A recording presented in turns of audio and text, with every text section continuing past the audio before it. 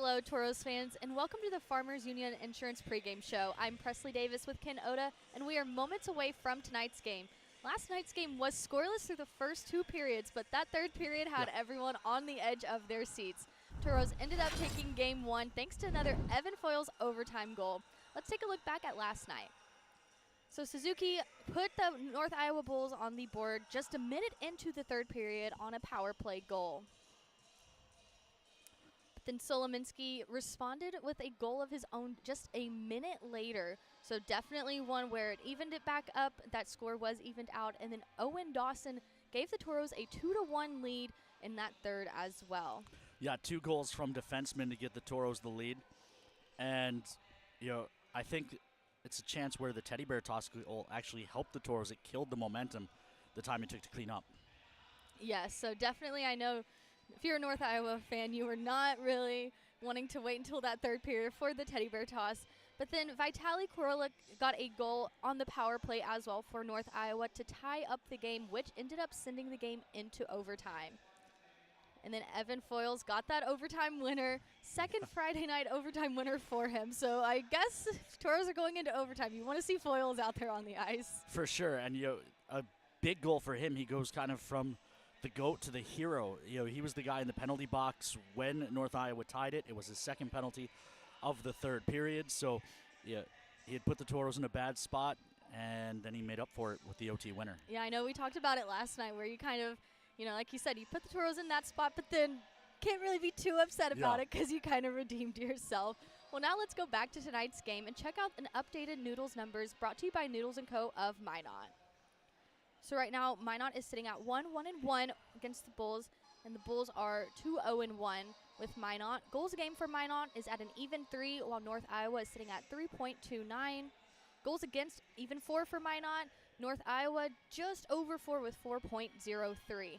That power play for Minot is 22.61%, while North Iowa is at a 26.32. Penalty kill, that's going to be a really huge one for the Toros tonight. 73.39%. North Iowa has 73.04. And then penalty minutes. We saw quite a few of those racking up last night. Minot has 507, while North Iowa has 457 penalty minutes. And both goals for North Iowa came on their power play, so you'd like to see the Toros, A, clean up the discipline, and B, clean up the penalty kill a little bit here tonight. Yes, well, now it's time to take a look at our Minotauros Booster Club players to watch. Tonight I have selected Brian Cook. He's been solid in the net for the Toros this season, and odds are he's wanting to finish out the first half strong. Last night he had 40 saves. He let in those 2 goals, but if there's one thing about Brian Cook is he is hard on himself. He is probably one of the most dedicated goalies I've ever seen. Just his work ethic and practice, it's always a game day to him. So I'm sure he's really looking for redemption from last night, but also for revenge on the Bulls.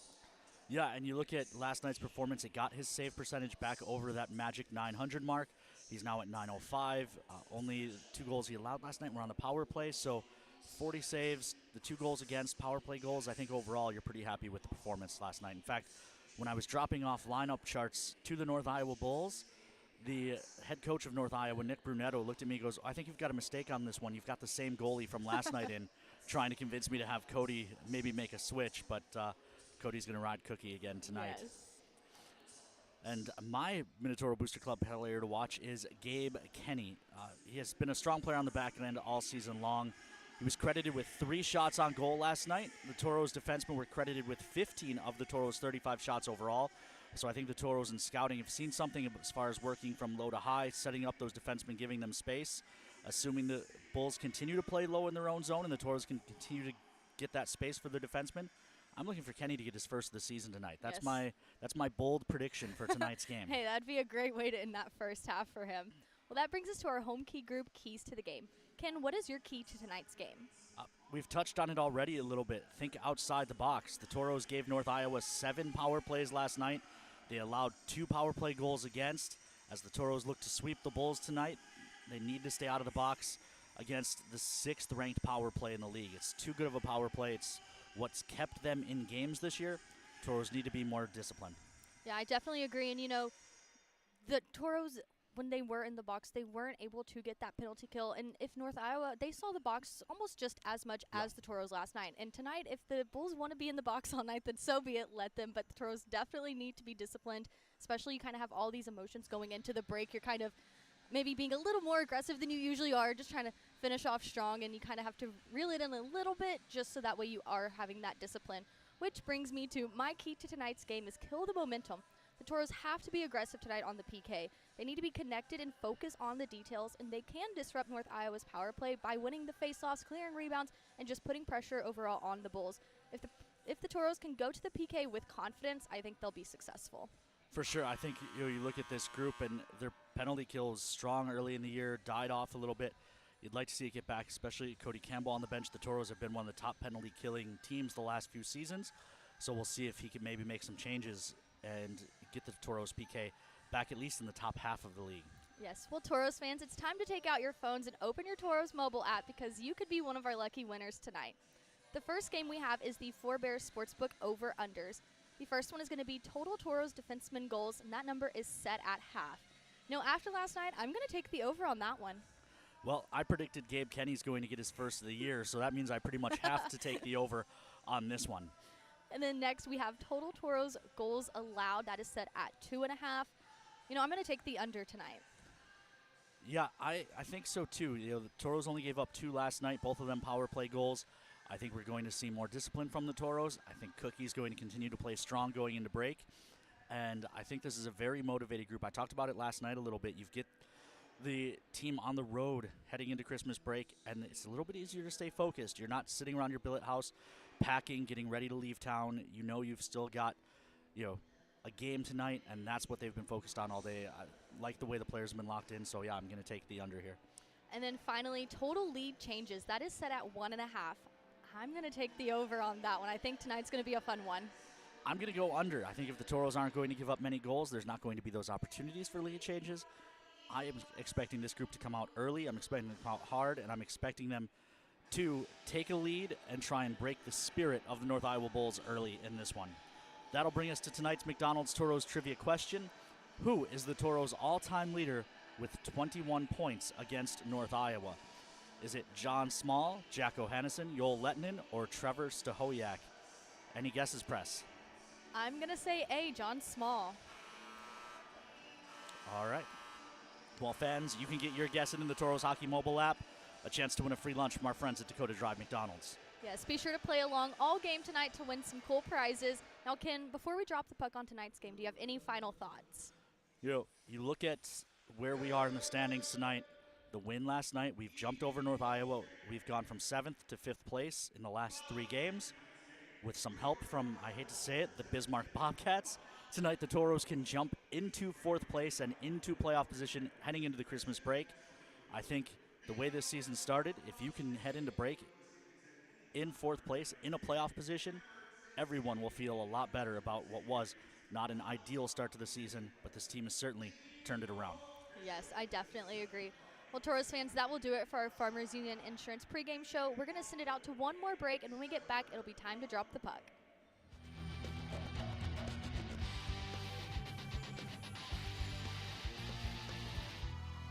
Hi, I'd like to add my new motorcycle to my insurance policy, please. Greetings. Is it a moped or unicycle? No, it's a motorcycle. Unicycling enhances core body strength. No, it's a motorcycle. It has 2 wheels, a seat, handlebars. Does it have rocket boosters? Can I speak to a live agent? Impossible. All agents have been neutralized.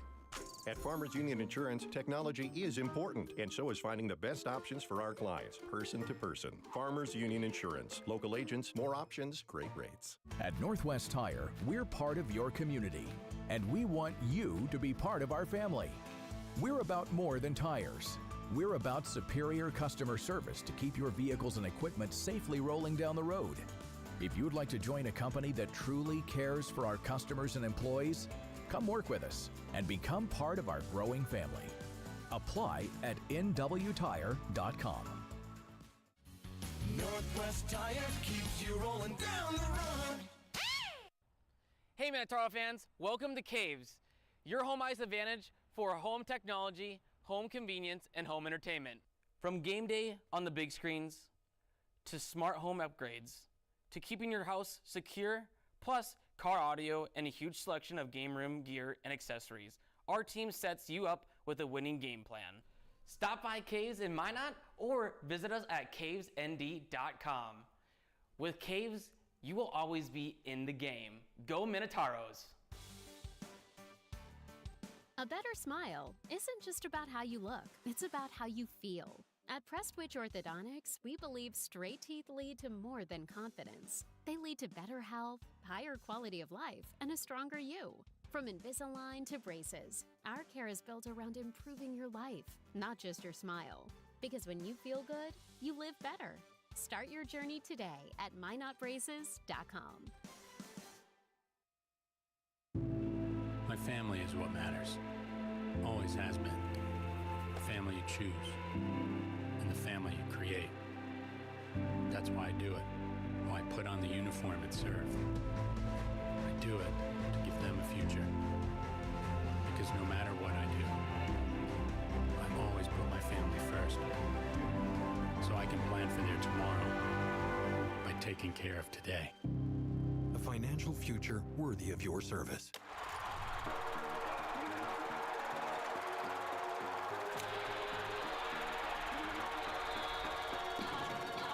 Being Bison alumni, both Hunter and I know what's important. Giving back to our community, Supporting others, and always being someone you can depend on. like First Western always says. You can bank on us. People you know, teammates you trust.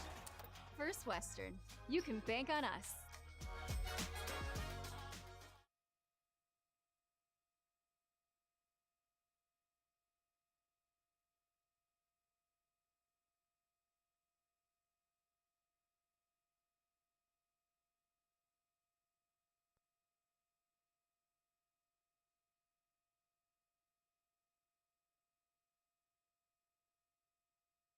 The Four Bears Casino Sportsbook has a new look. Enjoy Vegas-style betting in comfort. Play and qualify to win trips to Vikings or Raiders NFL games. Order a drink at the dedicated bar. Then kick back in a lounger and watch the full wall display. Feel the action all the way to the final moment and claim your winnings. Book it for private draft parties or game day too. Visit the remodeled Sportsbook at Four Bears Casino and Lodge, 4 miles west of Newtown.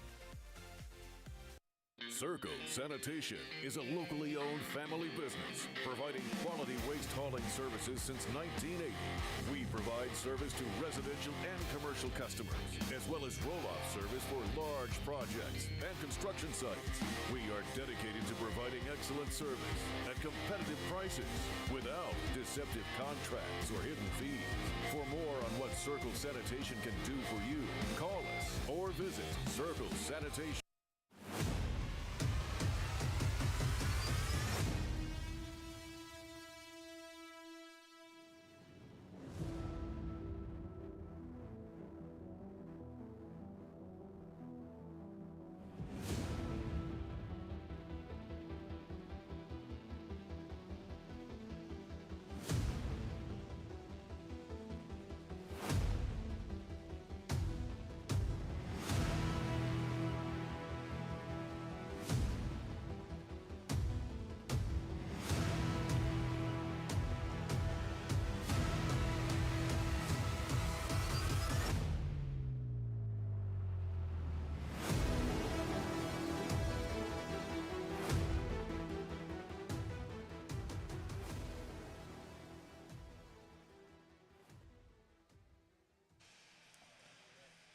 Welcome into the Mason City Arena, appropriately located in Mason City, Iowa.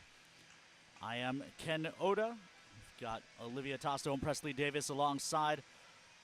Last Toro game before the Christmas break, second to last Toro game of 2025. Let's take a look at how Cody Campbell has them lining up. Toro's starting lineup brought to you by our friends at SRT Communications. Toros opting for the 7 defensemen look tonight after going with 13 forwards last night.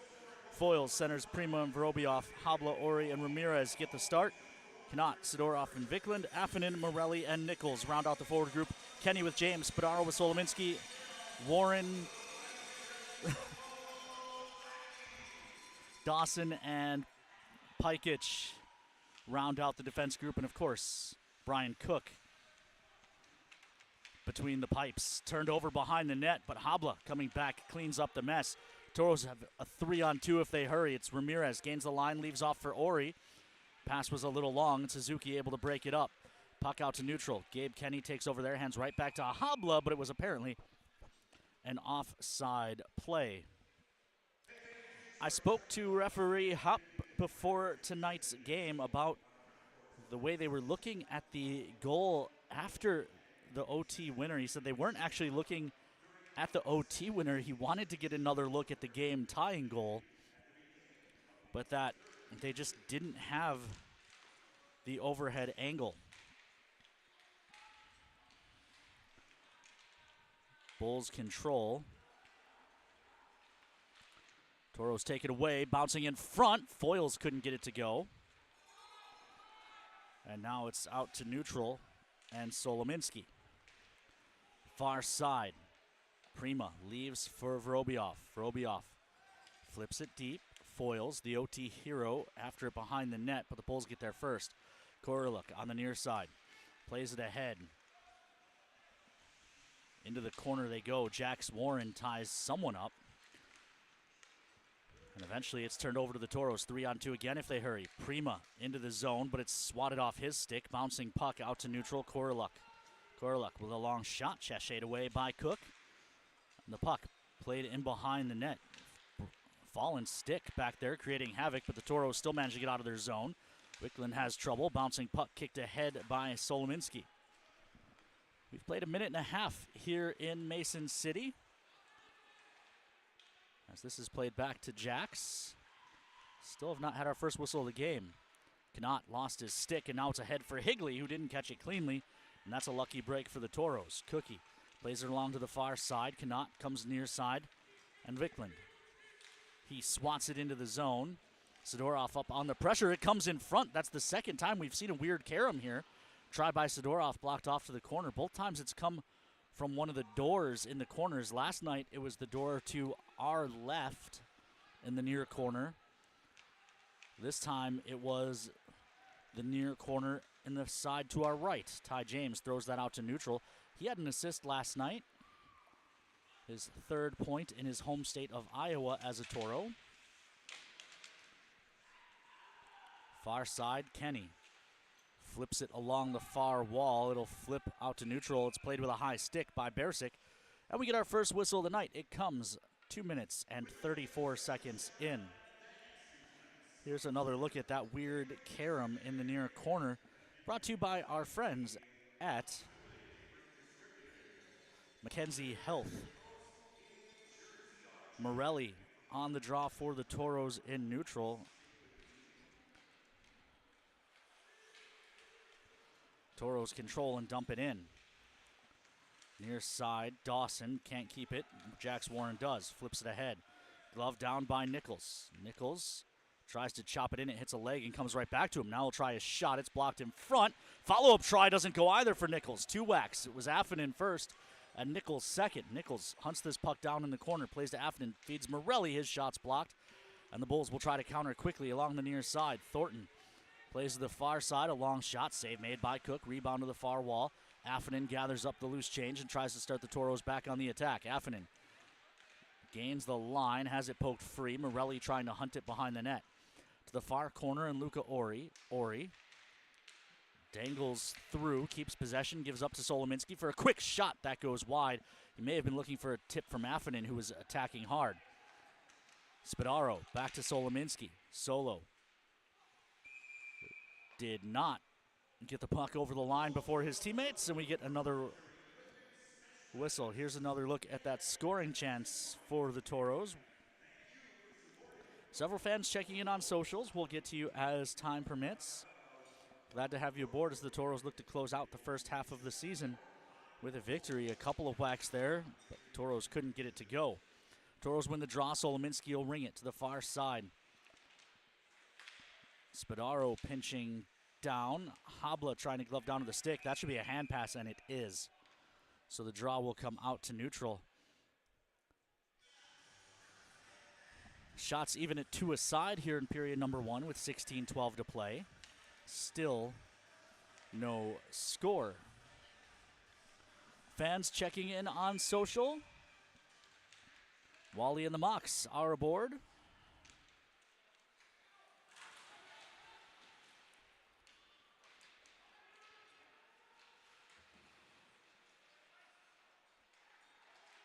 Lawrence family aboard here in the building.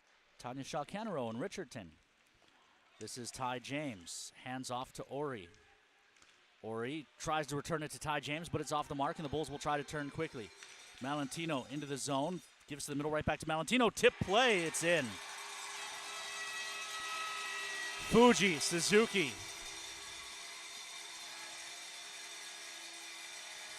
Gets the Bulls on the board. I don't know that he got his stick to it. But all the officials are now talking. Are they going to wave this one off? No, they'll point to center. It's a good goal. I didn't think there was a distinct kick. And he just went hard to the net, and the pass went in off of him.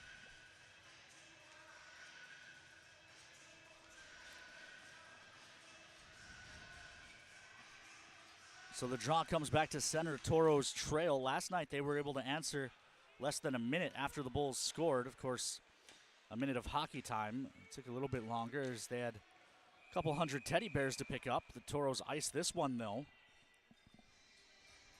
And the draw will come all the way back into their own zone. Icing is brought to you by our friends at Minot's Finest Collision Center. 930 seconds left to go here in period number 1. Draw will be to the right of Cookie. Toros are in the traveling black. Black from head to toe, red shoulders and sides, black buckets and gloves as well. The Bulls are in their Christmas camo, which still doesn't feel right, but so it is. This is Vorobiev. It also makes it much harder to tell who is who, as the only thing the camo actually hides is the numbers on their arms. Deep into the Toro zone, Jax Warren tied up with Pikic. Vorobiev there lurking. He digs it out. He feeds Prima. Prima tied up by Sullivan. Foils there in support. Gains the red and dumps it off the linesman. It caroms to the middle. Prima couldn't settle it down. He had 2 Bulls on him almost immediately. Bulls control. They'll start the attack. Dumped in. This is picked up by Sidorov, near side. Wicklund looks across. He's got Connaught into the zone. He tries a shot, save made. Rebound kick to the corner. It'll roll to the side of the net, and it'll be covered there by Aaron Sachs.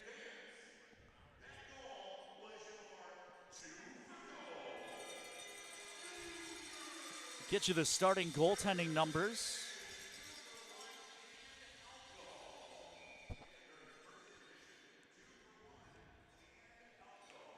In net for the Toros is Brian Cook, a 3.263 goals against, averaging a 905 save percentage. Quick shot off the draw. Follow-up try, it's in. Sidorov answers back for the Toros. Shot off the draw was blocked. Sidorov found it first. The timing tricked Sachs. He had gone down to stop the initial shot and opened himself back up. As we get another look, the first shot blocked. Sidorov finds it first, and you could see that Sachs had started to get back up and couldn't drop back down after Sidorov put that to the back of his net. Falling down is Jax Warren. He's able to poke it along. Good hit by Pikic. Frees that puck up. Morelli jams it out to neutral.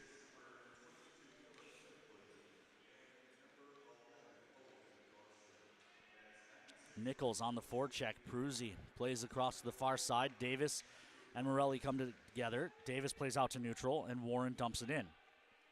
Goes off the glove of a Bull, then jammed to the near side.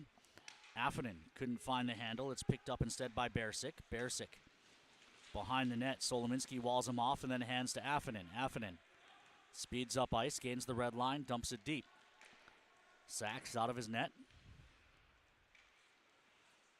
They'll leave it there. Bulls try to get out of their zone.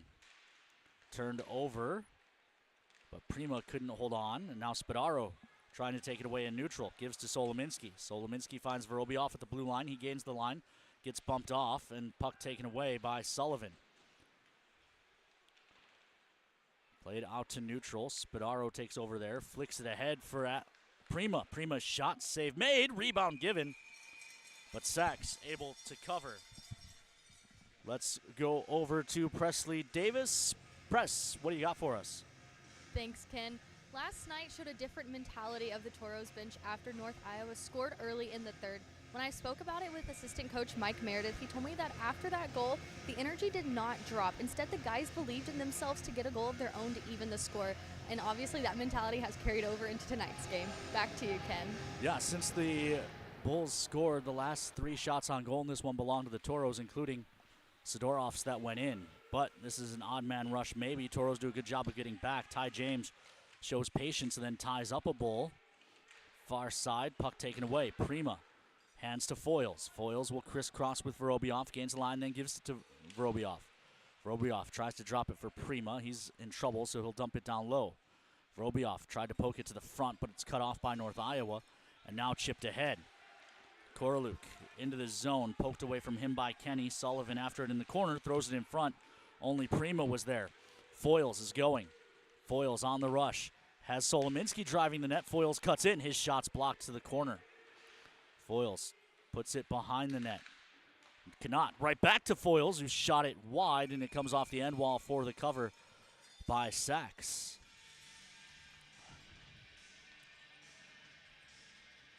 Several more fans checking in. The Lawrence family is aboard. They're in the car running late on their way to Mason City. Carla Tobridge from Lincoln, Nebraska. The Brits are in Minot. Smith Mannix watching. Sally B and the Chicago crew. The Carbos are home, along with Jax Warren's biggest 2-year-old fan. Near side, it's Dietz. Toros chipped that out to neutral after taking it away, but Dietz is right back on it. Far side, rolled deep. Pikic after it. Taken away, this is Viklund. Vikland's pass is blocked, and Dawson one-hands it to the middle of the ice. Sidorov finds it there, gets spun down. Toros control. This is Dawson, carries ahead, gains the line, and then just chips one to the side of the net for Sachs. We'll see if Sachs full of presents for the Toros tonight. He's already let one in, as we're, of course, in the Christmas spirit. Speaking of Christmas, Julie Davis checking in from Texas, wishing Merry Christmas to all the Toros players and staff. Charles Wilburn tuned in while traveling to Wisconsin. Betsy Patterson's in Sacramento, California. The Richies and Hyatts are at Fort Hyatt. And David Van Lith tuned in here on Facebook. This is Will Dawson down the wall. Nichols goes up top for Warren. Warren looking for a lane, doesn't have one. Gives to Morelli for a shot, save made.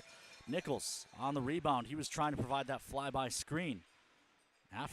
Pushed off the puck before it got there. Dawson pinches up on the near wall, frees it up, finds it, and then plays down to the corner for Affonen. Affonen getting held up. Toros sweep it back to Dawson. Dawson looks across for Warren. Warren looking for a lane, doesn't see one, so we'll bank it in behind the net.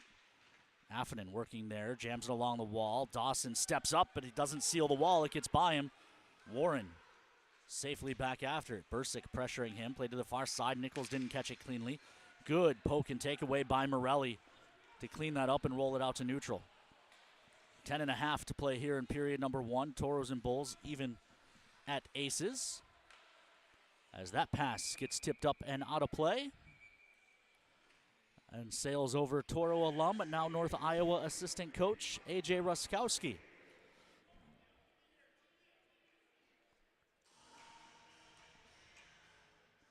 .21 to play here in period number 1. And we've hit the media timeout as we get another look at that last scoring chance.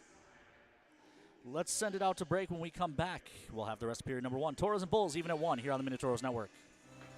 When you carry blue, you get a devoted team backing you up, focused on you and your well-being, making it easier and affordable for you to make health a priority. When you carry blue, you get a health plan that anticipates your challenges, that's helping shape the future of healthcare, with more helpful tools and resources so you can get the most out of your benefits and focus more on living your best life. Find your plan today. Blue Cross Blue Shield of North Dakota. Carry blue. Carry on. Welcome back, Toros fans. Up until last night, the Toros and Bulls hadn't met in 3 months. When I was talking to assistant coach Mike Meredith about it, he told me that leading up to this weekend, they watched more video than they usually would, just because it had been so long that they've played each other. He said in the span of that 3 months, both teams have progressed, but he's happy with where the Toros are during this matchup, and he hopes they continue that through the break. Now let's go back to Ken. Thank you, Presley. Toros and Bulls face off at center. Toros win it back, but it rolls all the way deep into their zone.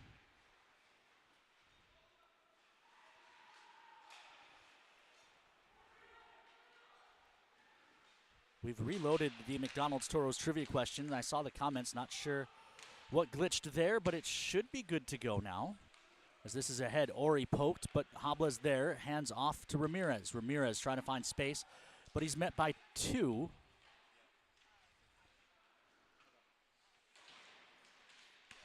North Iowa Bulls, now they work in the corner. Ramirez jams it behind the net. Habla finds it there.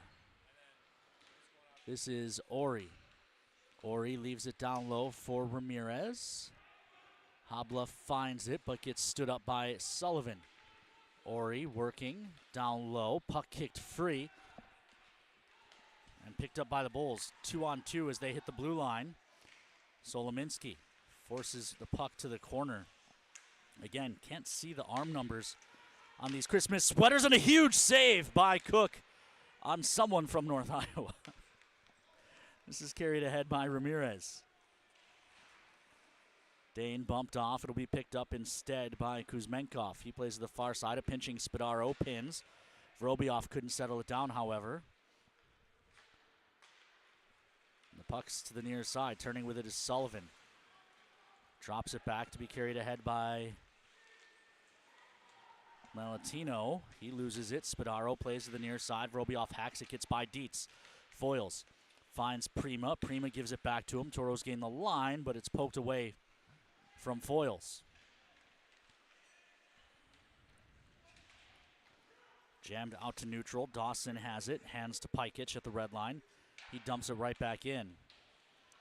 Given some of the weird caroms we've seen off the doors, I'm surprised both teams dumping the pucks into the corners up high off the glass. Is this a backhand try off the side of the net? I'm surprised we don't. That's whistled to be a hand pass. I'm surprised we don't see teams try to take advantage of the wonky doors here and dump it in along the boards. You would think the Bulls would know how to play these boards like that. I know it's a little bit harder to get it by the defenseman if you don't put it over his head, but we've seen 2 scoring chances created, one at each end of the ice, by dump-ins that just caromed right to the front of the net while the goalie was standing behind it. Sidorov went to the front of the net, and the Bulls took exception.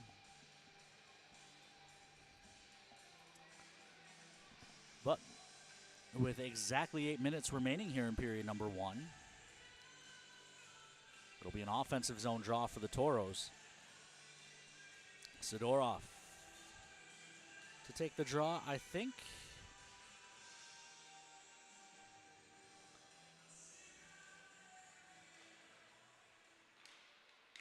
Wiklund finds it. His shot's blocked to the side of the net. Sidorov pursues, delivers a big hit, and it's taken away by Wiklund. Meanwhile, someone's out there without a stick, picked up by Higley. Toros looking to attack. Sidorov hands to Ty James. James finds a man on the far side. Shot fought off. It was Knott who forced Stacks to go to his right, and he bumped the net off. 7:40 left to go here in the first. That was another conversation I had with the referee about the goal pegs here in North Iowa and similarly in St. Cloud. And so he's going to try and give the goalie time to put it back himself. As Affiden takes this away, scoring chance coming, shot save made, rebound, poked to the near wall. This is Holland in, and his mishandle at the line puts his mates offside. But to finish that thought, he said, a lot of times goalies just want the whistle to go, but if the referee feels that it was the goaltender who pushed it off, the defending team doesn't get to change. So, if they've got possession, he likes to try and give them a chance to clear it and let the goaltender put it on himself so as to avoid penalizing the team, since it's not the NHL style pegs and it is so easy to bump these nets off. Of course, if a goal goes in because the net is off, it's easy to make the decision not to count it. This is Sullivan in. His shot's blocked. It goes up and out of play. North Dakota time, 7:01 left to play here in period number 1. Shots 9-4 in favor of the Toros, who have completely taken over this game since the Bulls scored. Toros have outshot them 7-1 and pulled even.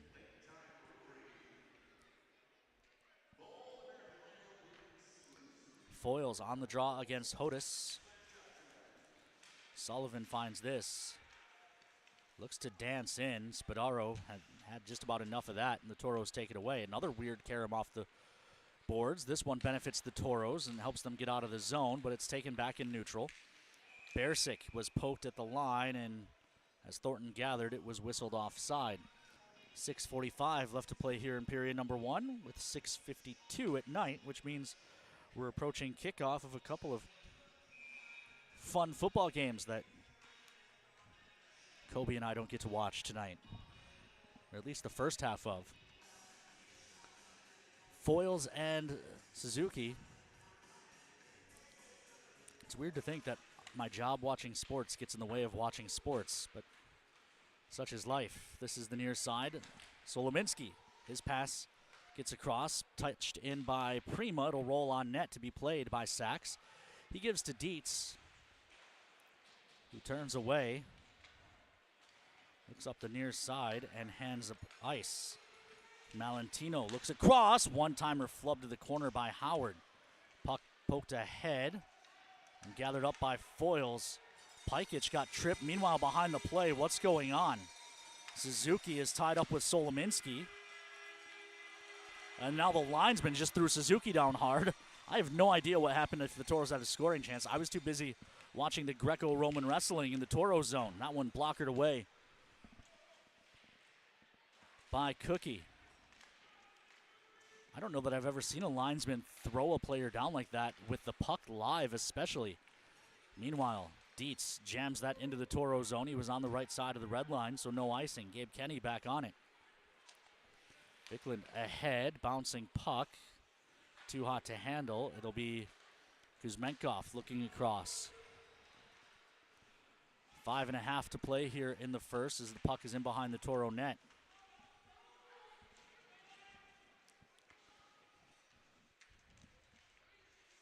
Bulls battle.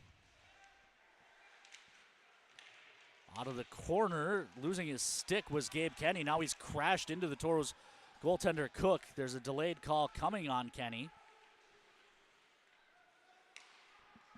That was passed across. Peruzzi dumps it in. Ty James just falls down, and as Habla touches, the whistle goes. It's going to be a hold on Kenny. He'll head to the box. 4:51 to play here in the opening period. We're even at aces. There's another look thanks to Mackenzie Health at the penalty on Kenny. Meanwhile, we've got the Millers watching on NAHL TV in Lansford.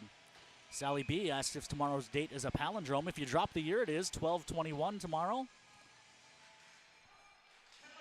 Seversons are checking in from Minot. This is Dietz. Drops it back. Shot blocked up and out of play. Michael, Rachel, and Toby Knight watching on NAHL TV in Minot.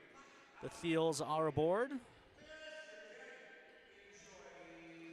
Asking if there's a better way to watch the games than the NATV app. If you're able to hook a laptop up to your TV, I think the streams last or work a little bit better through a computer than through the app, but I've never really tried to watch one live as I'm usually here talking. Last year, watched a few as there's a long shot deflected through traffic, but we've been told there have been upgrades over the off season, so hopefully that's the case. Dropped into the corner. Poked at by Solominski, but Suzuki holds on the far wall. Suzuki back to the point. Dietz comes near side. Koroluk looking across for Suzuki. Knott was able to tip it, but couldn't quite hold on.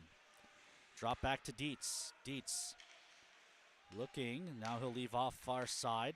Pass across. Tipped, and it had Cook going the wrong way, but fortunately so were the Bulls. They couldn't find it and do any damage. Dietz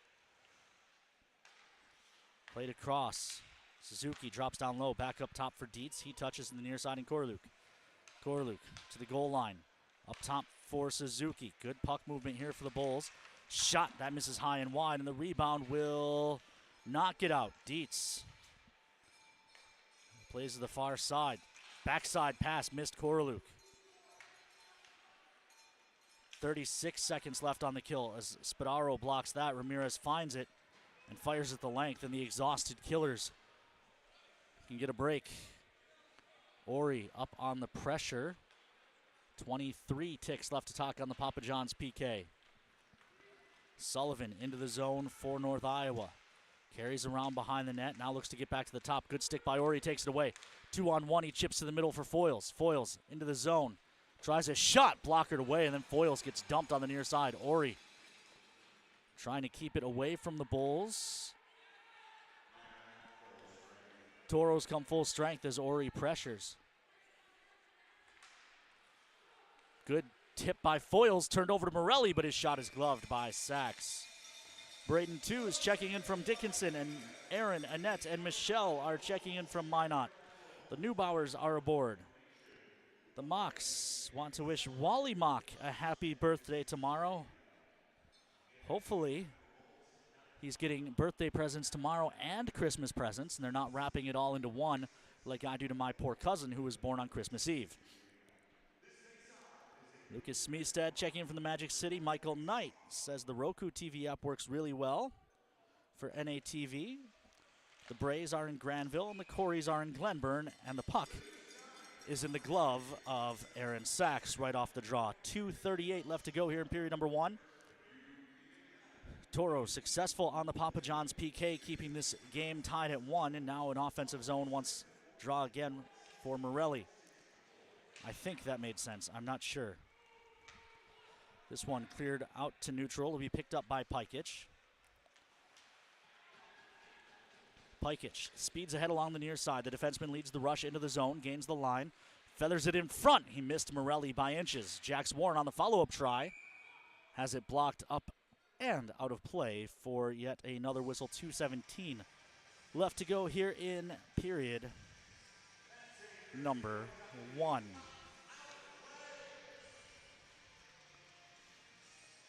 Offensive zone draw coming. They'll put it to the right of Sachs. Foyles flanked by Vorobioff and Prima. Kenny and James behind them.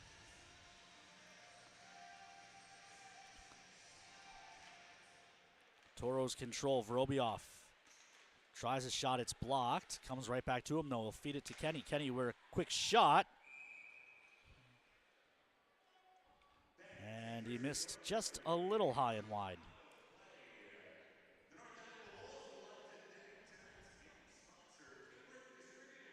Puck stays in the offensive zone, so they'll say that was deflected, which is good for Kenny's ego, I'm sure, because that one fluttered out of play in the corner. Kenny pinches, and what do we got? Another whistle. Did that catch someone on the North Iowa bench? It looked like they got out of the zone clean. But the Toros get another offensive zone draw with 123 seconds left here in the period. Foils again to take this time Prima in the shooting hole. Toros going through all their face-off plays early here. This one gets sent down the ice. They wave off icing, so Ty James has to play. He finds Vorobiev. Vorobiev had trouble with the referee's skates. They wave that icing off as well.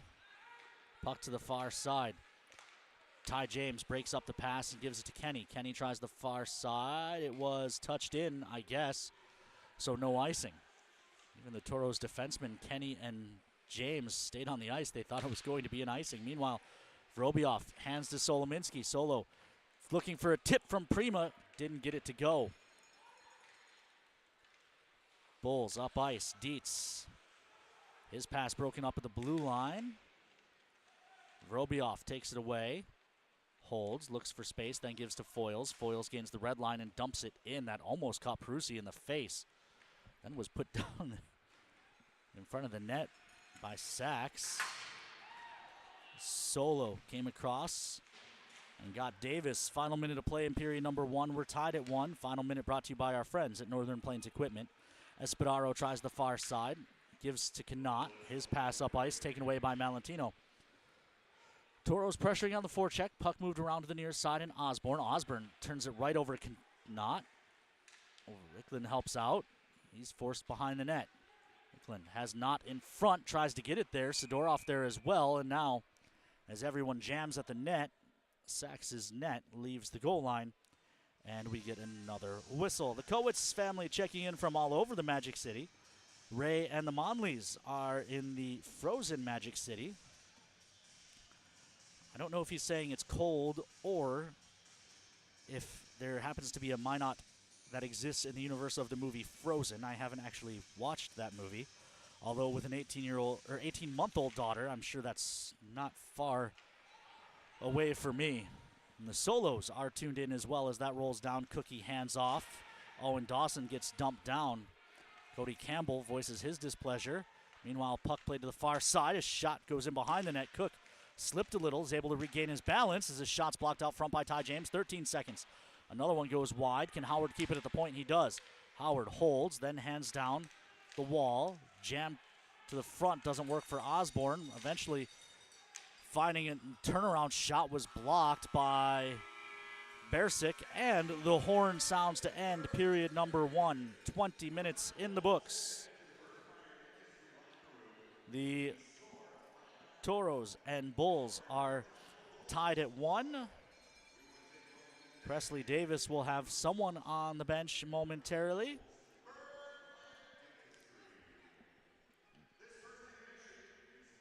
As we take a peek at other happenings. Actually, no, it looks like they are ready down at ice level. So, for the Farmers Union Insurance intermission interview, it is Presley Davis. Thanks, kid. Now, Owen, you had a goal last night and assist so far tonight. What are you seeing this weekend? An open net.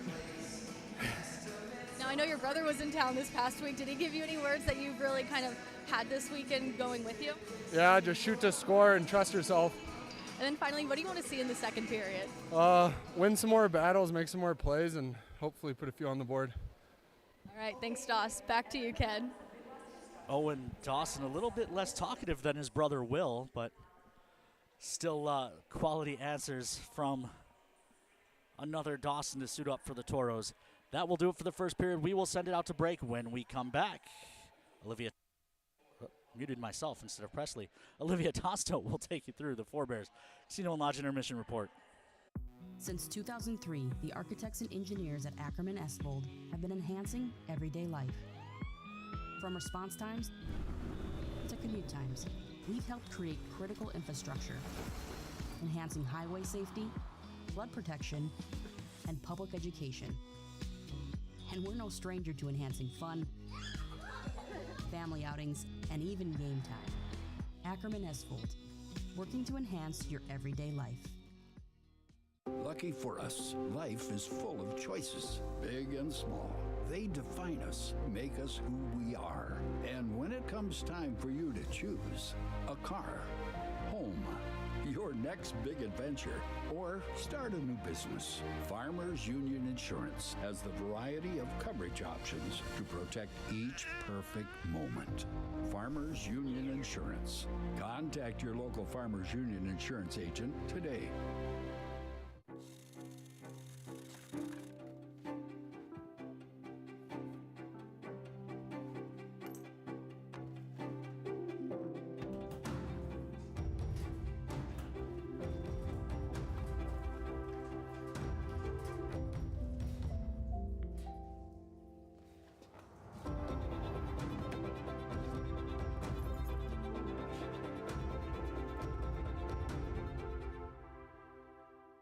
All right, Genty, time to learn the option play. Come on, Coach. I know how to run the option.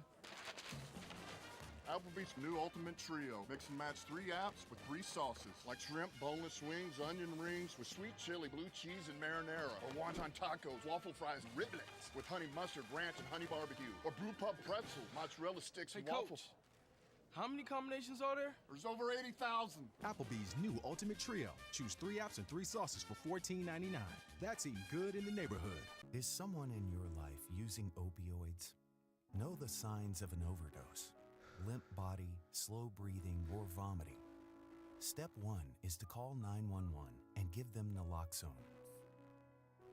It will reverse an overdose, so it can be used even if you're unsure whether they're overdosing or not.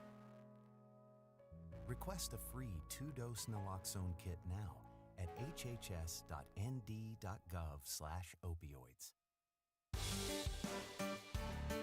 A better smile isn't just about how you look, it's about how you feel. At Prestwich Orthodontics, we believe straight teeth lead to more than confidence. They lead to better health, higher quality of life, and a stronger you. From Invisalign to braces, our care is built around improving your life, not just your smile. Because when you feel good, you live better. Start your journey today at MyNotBraces.com.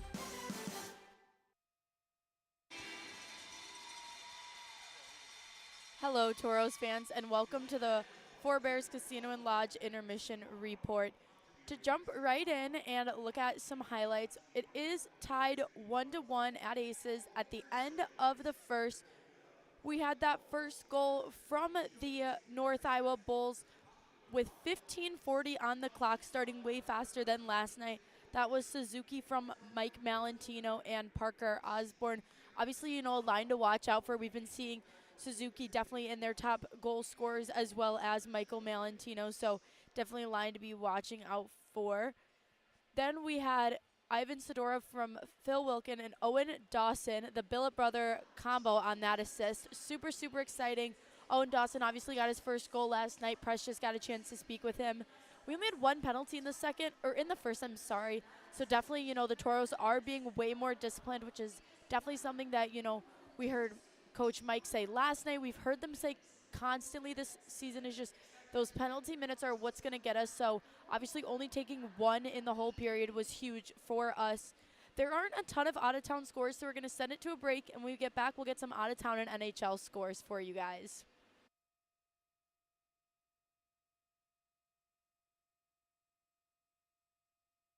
The Four Bears Casino Sportsbook has a new look. Enjoy Vegas-style betting in comfort. Play and qualify to win trips to Vikings or Raiders NFL games. Order a drink at the dedicated bar. Then kick back in a lounger and watch the full wall display. Feel the action all the way to the final moment and claim your winnings. Book it for private draft parties or game day too. Visit the remodeled Sportsbook at Four Bears Casino and Lodge, 4 miles west of Newtown. Circle Sanitation is a locally owned family business providing quality waste hauling service. We provide service to residential and commercial customers, as well as roll-off service for large projects and construction sites. We are dedicated to providing excellent service at competitive prices without deceptive contracts or hidden fees. For more on what Circle Sanitation can do for you, call us or visit circlesanitation.com. At Northwest Tire, we have tires for everyone. Needs tires that are reliable and safe to get her family where they need to be. Needs a tire that's heavy duty for all of his off-roading adventures. Needs tires that can get him from point A to point B. No matter what you drive or your budget, Northwest Tire keeps you rolling down the run. When it's time to choose your team, you want to pick the best. I pick Carson Wentz. I pick Hunter Lipke. Where'd you come from? I was in football just like you. Always choose people you know and trust for your team. First Western, you can bank on us. If RPMs raise your BPMs, if the open road is an open invitation, then get up and go. Go turn some heads. Go turn a wrench. Go windows down. Go volume up. Go in. Go out. Go off. Napa has America's largest network of parts and care, here to keep you firing on all cylinders.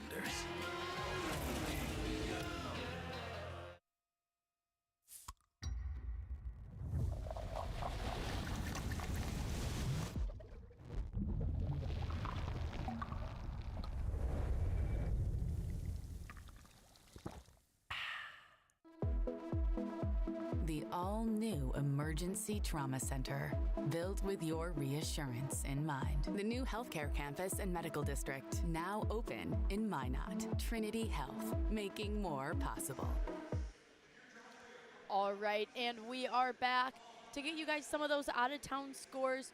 We are not going to have a ton of our division scores right now because, luckily for us, we started tonight's game early, but obviously a lot of other games have not started.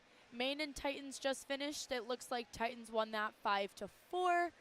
Amarillo is playing Odessa tonight. Odessa's winning 2-0 with about 10 minutes left in the second. Northeast Generals are playing Elmira, tied 1-1 with about 15 minutes left in the second. New Hampshire and Johnstown. Johnstown is winning 3-1, 15 minutes left in the second. We have Rochester playing Danbury. Rochester is winning 4-3 with about 10 minutes left in the second as well. Then to look down, it looks like just now Bismarck scored. So Bismarck is winning 1-0 against the Shamrocks. They just started, though, about 16 minutes left to go in that first period. So we'll definitely see how that, plays out. The Minnesota Mallards are playing the St. Cloud Norsemen. That game as well looks like the puck is about to drop. And then the last one for our division is the Austin Bruins playing Aberdeen. Bruins were able to pull off the win last night, so definitely, interested to see how that game goes tonight, along with Bismarck playing Watertown. There's a lot of games that are going to change around those standings for the Central Division, so definitely something to keep an eye out for. Then to look at some NHL scores for today, the Blues are playing the Panthers with about 16 minutes left. The Blues are winning 3-2. The Canucks and the Bruins tied 1-1 in the second. The Golden Knights are playing the Flames tonight, so definitely a game to look out for late tonight.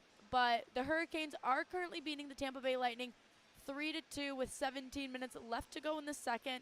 So, going into the next intermission, hopefully some of these games will start to wrap up, especially that Blues-Panthers game, which is, super close. We are going to send it out to a break, and when we get back, we'll have some more updates for you before we drop the puck.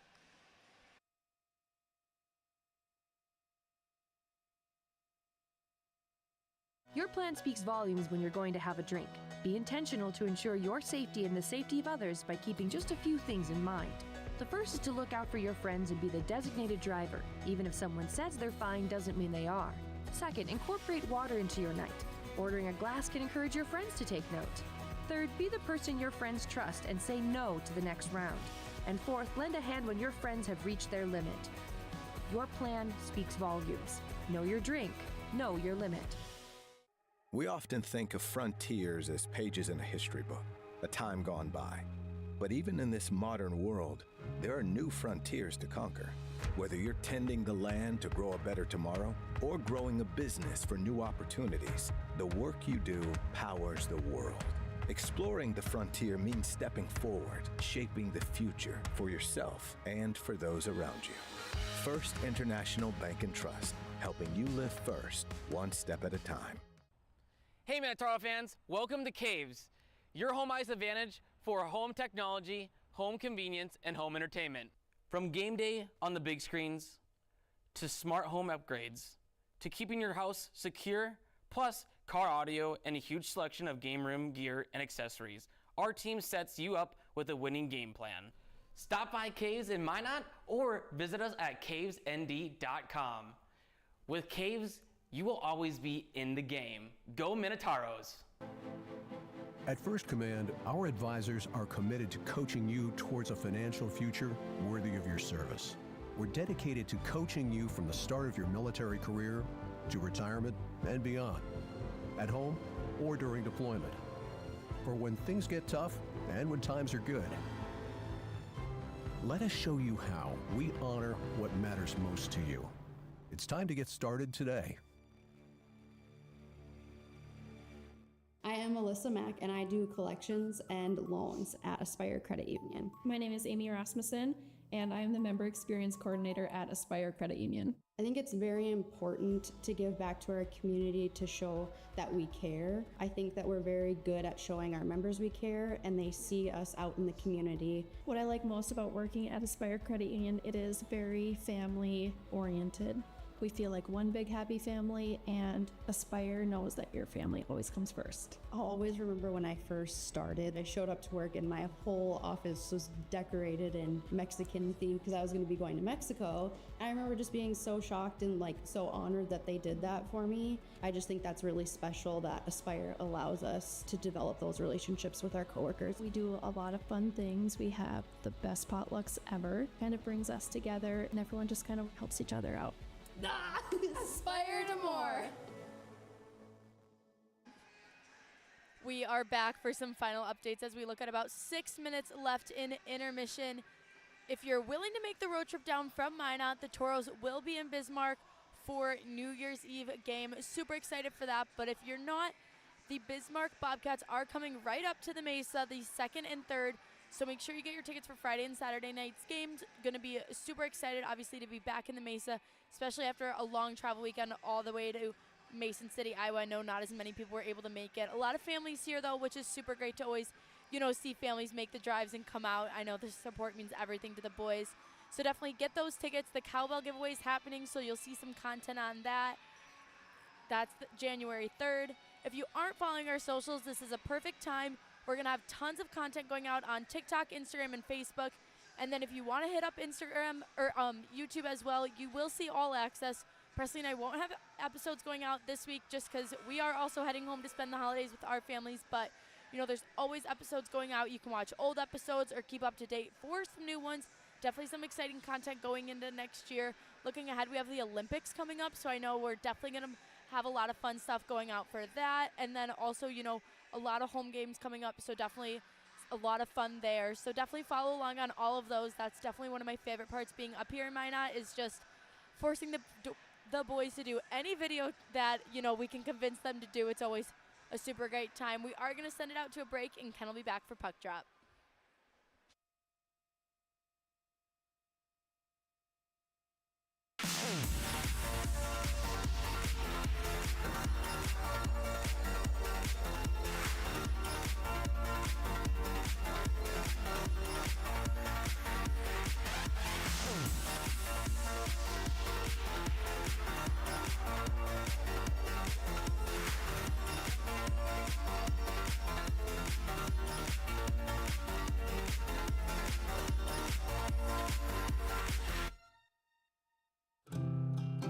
I am really passionate about this community.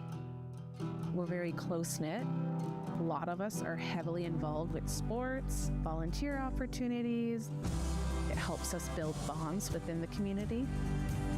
Yes, I work at Dakota West, but I'm also a member. Whatever I do affects myself and my family. We're all in this together. I think it's important to have that integrity. When you carry blue, you get a devoted team backing you up, focused on you and your well-being. making it easier and affordable for you to make health a priority. When you carry Blue, you get a health plan that anticipates your challenges, that's helping shape the future of healthcare, with more helpful tools and resources so you can get the most out of your benefits and focus more on living your best life. Find your plan today. Blue Cross Blue Shield of North Dakota. Carry Blue. Carry on. Hey Minotauros fans, welcome to Caves, your home ice advantage for home technology, home convenience, and home entertainment. From game day on the big screens, to smart home upgrades, to keeping your house secure, plus car audio and a huge selection of game room gear and accessories, our team sets you up with a winning game plan. Stop by Caves in Minot or visit us at cavesnd.com. With Caves, you will always be in the game. Go Minotauros!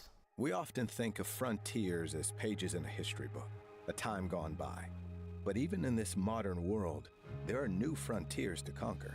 Whether you're tending the land to grow a better tomorrow or growing a business for new opportunities, the work you do powers the world.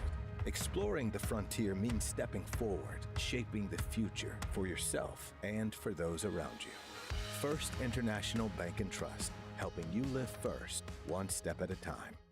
Since 2003, the architects and engineers at Ackerman Esvold have been enhancing everyday life.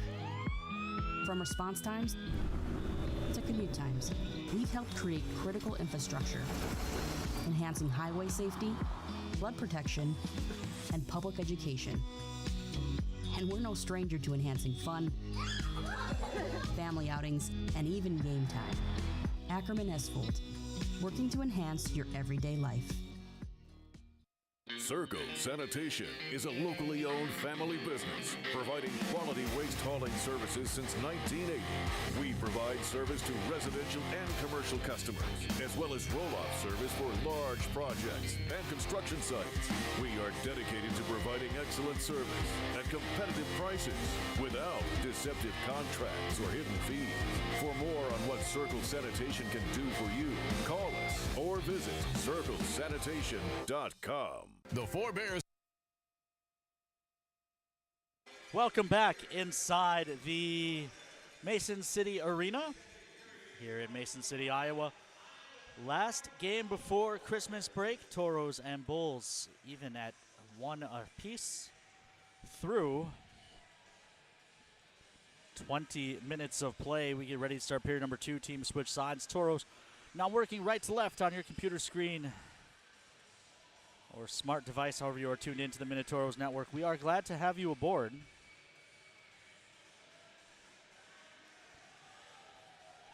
Here on the Saturday before Christmas.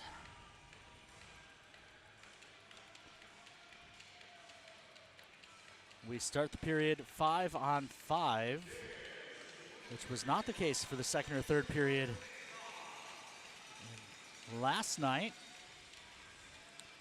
Malatino jumps early and finally the puck is dropped and controlled by Dietz. Shots in the first period, 10-7 in favor of the Toros. This puck dumped into the Toro zone. Ty James is on it. He fires it up ice. It took a deflection, but it must have been deflected off of a Toro, as they'll call this an icing. Icing's brought to you by our friends at Minot's Finest Collision Center.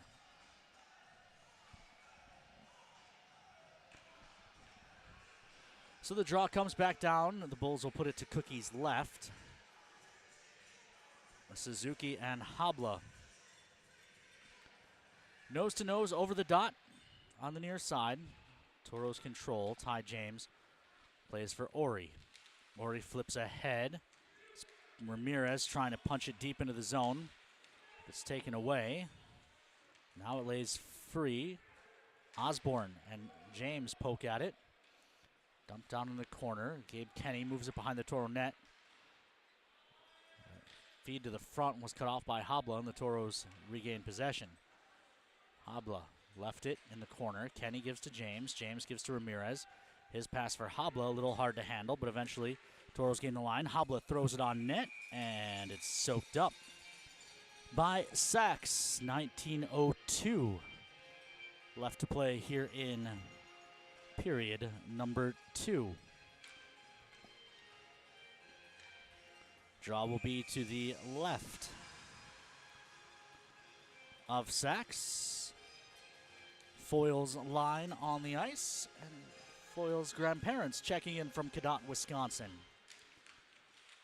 This is Vorobiev, moves it behind the net. Prima reaching for it. It's moved to the near side. Foyles couldn't hold the zone. It's taken over by Solominski in neutral. Solo looking to the middle of the ice. Davis able to take it away there.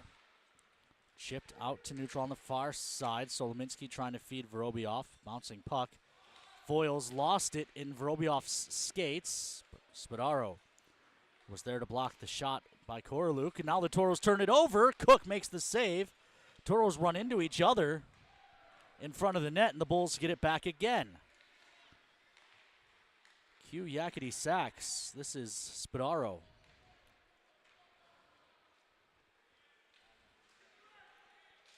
Spadaro dumps it in.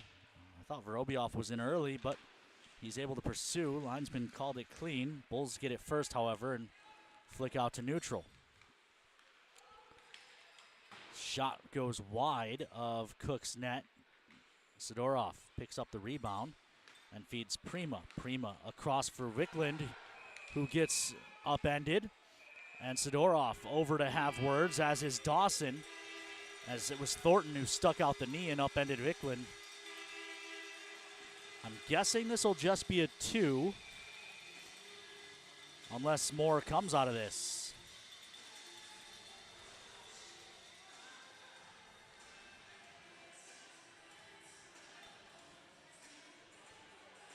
Looks like it will be just a 2-minute, but it'll send the Toros to the power play for the first time tonight. Toros power play drops to 11th in the league. 22.61 after going 0-for-5 last night. As we get another look, that's definitely a knee. No question about it. It was pretty clear live, too, so I'm not sure what Thornton was so upset about. Meanwhile, the North Iowa kill improved from 32nd to 31st in the league. See if the Toros can take advantage. This is Wickland. Up top for Ty James, gives to Prima. Prima holds, finds Wickland in the middle, up top for Ty James, touch far side. One-timer for Prima is soaked up by Sachs, and it looked like that stung the goaltender a little bit.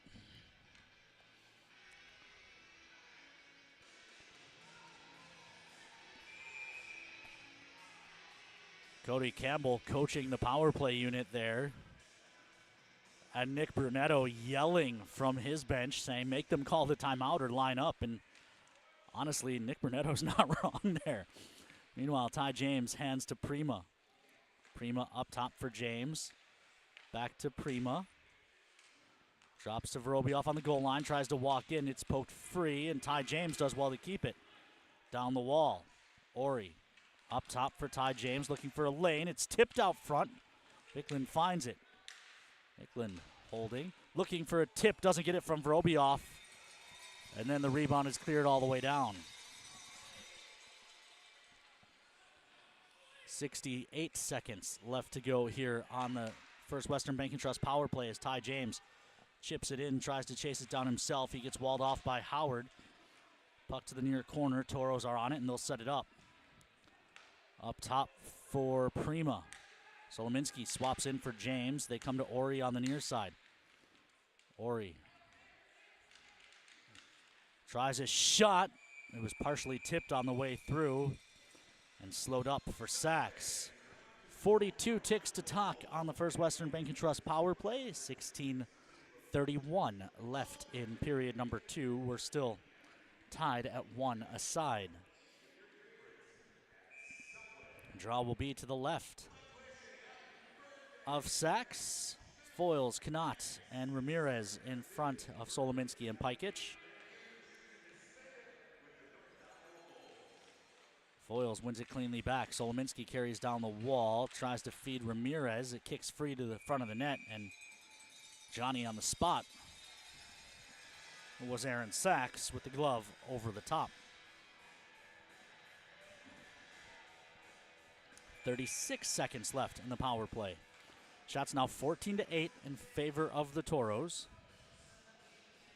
Suzuki on the draw for the Bulls. He wins it back, and they clear it right off the hop.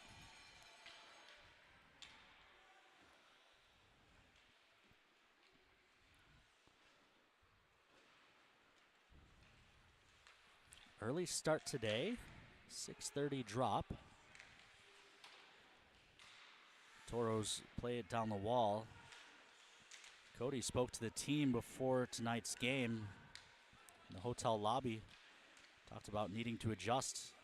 Only half an hour, but it does change routines. This is Solominski. Drops it down. Bulls come full strength. Dan Ramirez tried to play it to the point. That ended up being a pass to the man coming out of the penalty box. Good job by Solominski getting back and blocking the shot. But they've got trailers coming on. Cook makes the save and then dives over the top.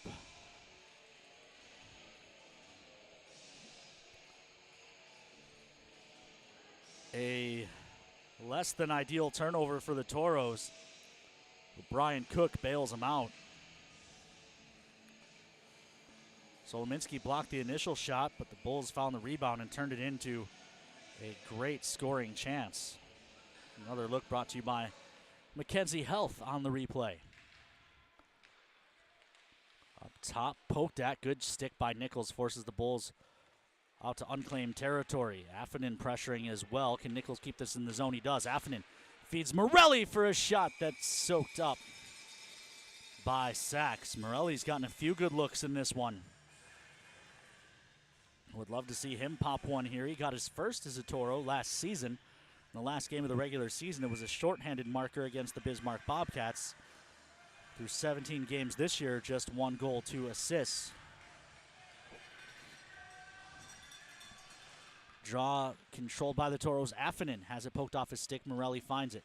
Morelli working in the far side half wall. Affonen steps in to help out. Morelli up top for Warren. Warren wires. That goes up and over. Rebound. Tucked home. Affonen from his backside. What a finish as he was falling. Affonen able to tuck that in behind. The initial shot went wide. But Affonen gets his second of the season with his billets in the building here in North Iowa. 15:04 to play. And the Toros lead 2-1.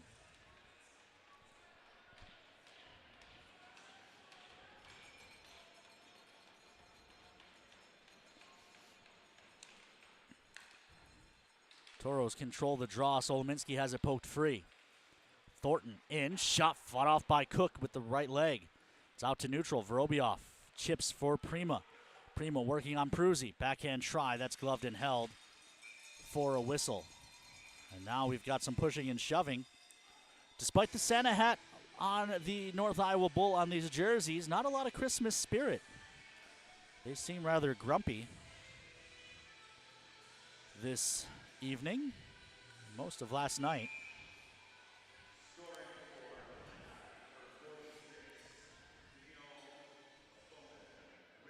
Draw to the left of Sachs, controlled by the Toros. Prima sweeps it up to the point. Quick shot, that's blocked out front off the stick of Ty James. Fed to Bersic. Bersic lost it to Kenny. Kenny hands to Foyles. Foyles into the zone, drag move, looks to cut to the front, pokes it back post, no one there for the Toros. Swept back to the point, but it never got through to Ty James. Far side, shot blocked up and out of play. Ty James with good stick position there. Deflects the shot attempt.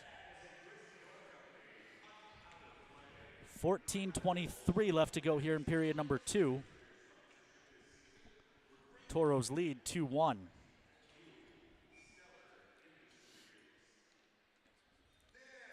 Drawn to the right of Cook. Sidorov takes this against Joe Coughlin. Coughlin wins it back. Dietz turning.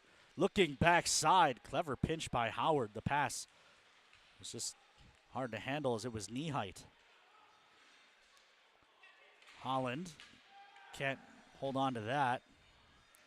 Knott spun down by Holland. Now Knott takes it away. Walks in, wires, save made, rebound to the near side. It was just behind Vicklin, otherwise it's 3-1 Toros. Holland back on the attack.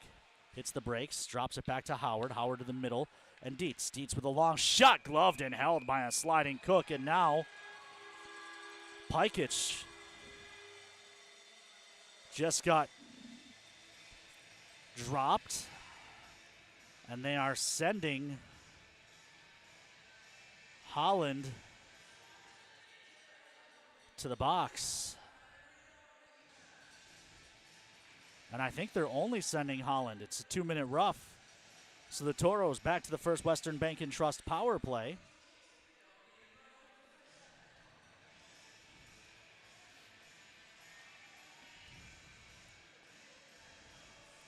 We get another look. They're battling in front of the net. And then I'm not really sure how Holland got him, but he did. And now the Toros back to the power play. Wicklund, his shot's blocked. It comes right back to him. Poked away. Bouncing puck. Prima sends it to Vorobiev. Vorobiev looking up top. The pass tipped. And Karam's out to neutral. Ty James looks to gather. This is Prima. Prima in, drag move around, backhand try off the crossbar. The net is off, so the whistle goes, and we will go to Presley Davis. Press. Thanks, Ken. When I was speaking with Mike Meredith in between periods, he said that they need to clean up the D zone, especially if they want to take the lead this period. He said they found themselves playing more defense than they should have because once they got in their zone, they had mistakes that just can't happen at this point. And luckily it has been cleaned up because we saw that Danny Affinen goal here in the second. Back to you, Ken. Thank you, Presley. Vorobiev's shot was blocked off the draw, glass and out for the Bulls. Ty James back on it.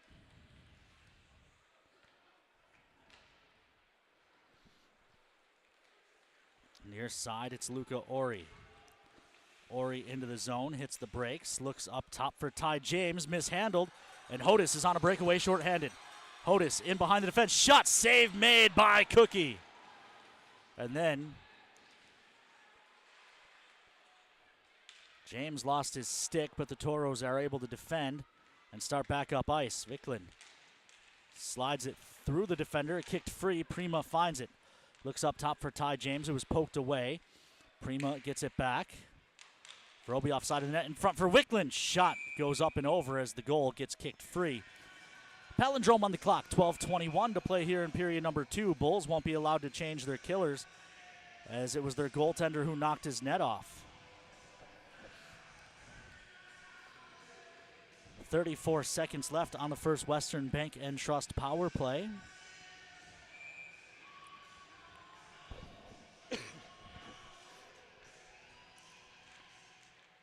Draw controlled by the Bulls, taken away by Ramirez out front. One-timer, that goes wide for Foils, and again, the Bulls' net comes off.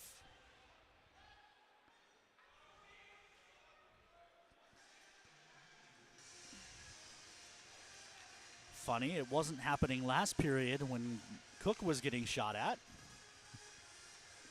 But now the last 3 Toro shots have all had that net come off on that left side. Draw to the left of Sachs. One back by the Toros. Dawson just chips it down to the corner. Bulls get there first. Dawson keeps the clear attempt. Now he fans on it, and another shorthanded break for Hodis. Hodis in. Shot goes wide. Follow-up try shoveled in behind the net. The Bulls do have 5 shorthanded goals. That's tied for 6th in the league. Knott backhands one across the top of the blue paint. Puck to the corner. Bulls come back to full strength. And dump this one into the Toro zone. It's Michael Solominski's stick laying at the bottom of the near circle while they scrum in the near corner. Holland just through, foils down. Gets the puck and plays up top. Long shot, save made by Cook. Rebound to the far corner. Played in behind. Shot from a tight angle goes behind the net. 2 broken sticks out there now. This is poked free. It hits one of those broken sticks and caroms out to neutral for Dietz. Dietz gives to Howard. Howard looks across. Shot coming, save made, and the rebound covered by Cook. 2 sneaky Christmas names in goal tonight. You've got Cookie, of course, Christmas cookies, and what does Santa bring your presents in but sacks? So both coaches in the Christmas spirit with the goaltending choice tonight, and both paying off pretty well. Sachs had a good game last night in the loss for the Bulls, and of course Brian Cook's been hot of late. Has stayed so far tonight. Jacks down to the corner, and now the whistle goes. As now Cook's net has come off, and his water bottle is laying inside the cage. Media timeout with 10:51 to play in the second. We will take one, too. Out to break we go when we come back. The rest of period number 2 here on the Minotauros Network. In life, there's good, better, and the best. The same theme applies for our car and light truck tires at Northwest Tire. We offer you good tires, better tires, and the best tires. Which choice is right for you? That depends on your tire performance needs and your budget. The choice is yours. Come in and talk to one of our tire experts, and we'll help you decide which tire is best for you. Welcome back. When I was speaking with Mike Meredith in between periods, he told me that beyond the scoreboard, the performance so far has been really good, and he's really happy with it. And he said it's always good to be out shooting them. Before the second period started, the Toros were out shooting the Bulls 10-7. They now currently outshoot them 18-15, I believe, or 13, sorry, 13. So definitely great to be during this timeout, kind of knowing that and just kind of wanting to add and make that gap even wider. Back to you, Ken. Thank you, Presley. While I've got you, a lot of the Toros players not going back to Minot, heading home for Christmas from here. I believe only 7 guys on the bus once we get past Minneapolis. You also are not coming back to Minot. Any big Christmas plans while you're gone? Monday night, I'm having the annual family gingerbread making. So my whole entire family, there's about 30 of us, will be at my house making gingerbreads. We have a competition, so hopefully I come back to Minot at the new year a gingerbread champion. Well, we're definitely going to have to follow up on that one. Meanwhile, Toros sweep this into the zone. Kicked ahead along the wall. Affinin can't quite find that. James could have, but he didn't have a hockey stick to play it with. Pushed past Kenny, out to neutral. Nichols on it there. Plays it to the blue line. Sullivan takes over and then turns it over to Affinin, who tries to dance through, gets tripped up, and the Toros will go back to the power play as soon as the Bulls touch, which they do now.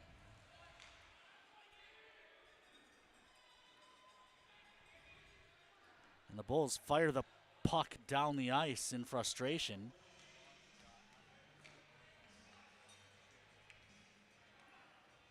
So Jacks to the box. 10:05 left to go here in period 2. Here's another look at that trip. On the McKenzie Health replay, a nice dangle, and then, yeah, you can't just chop his leg out like that.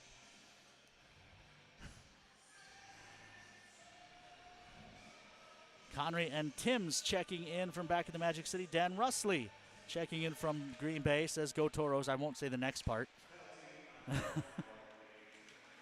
As this is played in behind the net. But we do thank you, Dan, for the compliment, saying myself and Olivia and Presley sound and look good. I know at least 5/6 of that compliment are at least accurate. And now Vorobiev gets chopped with a high stick on his way through, and he is bleeding. So I believe this will be a 4 which means it'll be a 5-on-3 for a minute 33. Or are they only going to make this? They're only calling this a 2?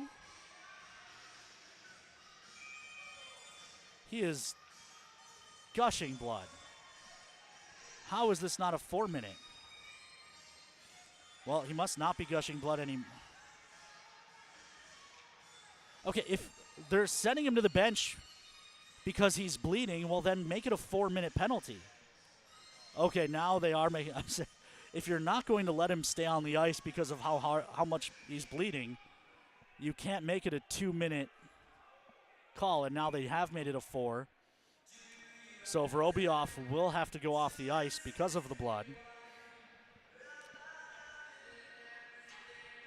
But the Toros get a minute 33 of 5-on-3, and they control the draw.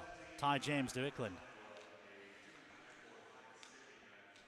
Up top for Ty James, tries Prima. Now James walks in, drops for Wickland. Shot save made, rebound. Ty James finds it, throws it on net. Still loose in front, and the whistle goes as the Bulls were about to clear because their goaltender kicked their net free.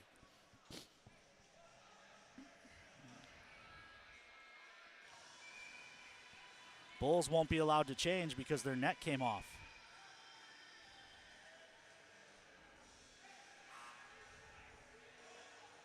So, Toros stay on the power play, and now what do we have?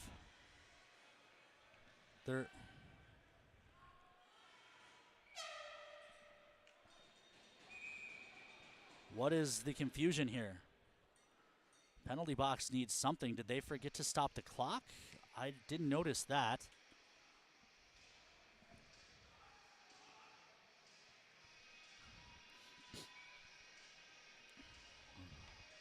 But, well, time stays the same. The clock starts running right away, so don't know what they needed, but apparently their curiosity was satisfied. This is Wickland. Pass across was blocked. Prima finds it and buries it. Toros lead 3-1.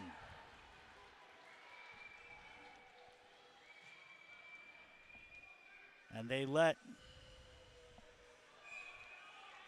the wrong player out of the penalty box. They let Jax out.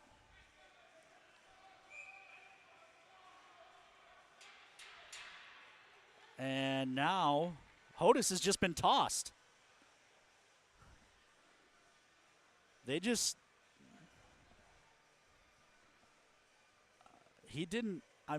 must have said a magic word because there was no actual physical altercation. But so they've let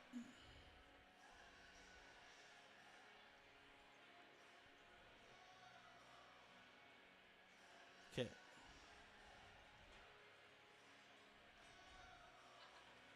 And Hodis just came back onto the bench. He went off through the door and then came back through the tunnel and is standing on the bench. That's an interesting move. Now we're going to need an explanation of the penalties. Sean Bachoven rightly points out, and I can't believe I missed this one, I said Jack in the box. Referencing number 18, Eric Jax. We've got Presley Davis with an update. Press.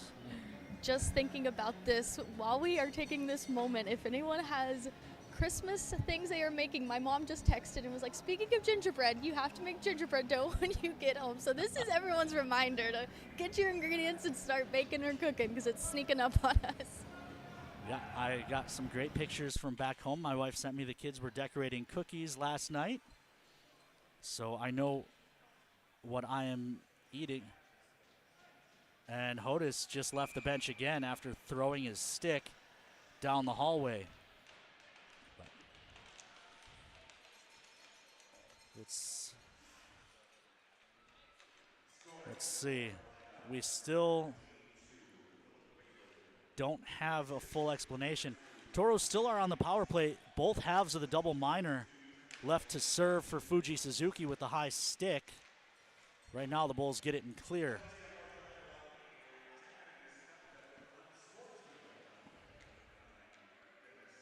only a 10-minute misconduct for Hodis, so he'll be eligible to return in the third. He's right now standing in the corner watching this game from the tunnel. Ramirez hands it to Knott. Back to Ramirez. They continue to play catch down low. Now it's up top. One-timer goes off the outside of the net for Solominski. And Ramirez just got buried in front of the net. Solo carries down the wall. Solominski around behind. Gives to Foyles. Ramirez getting absolutely worked over in front. This is Knott. Walks, then hands to Ramirez in the corner. Ramirez up top for Pikic. Across for Solominski. Solo spins it for Foyles. Solominski just got run by Coughlin.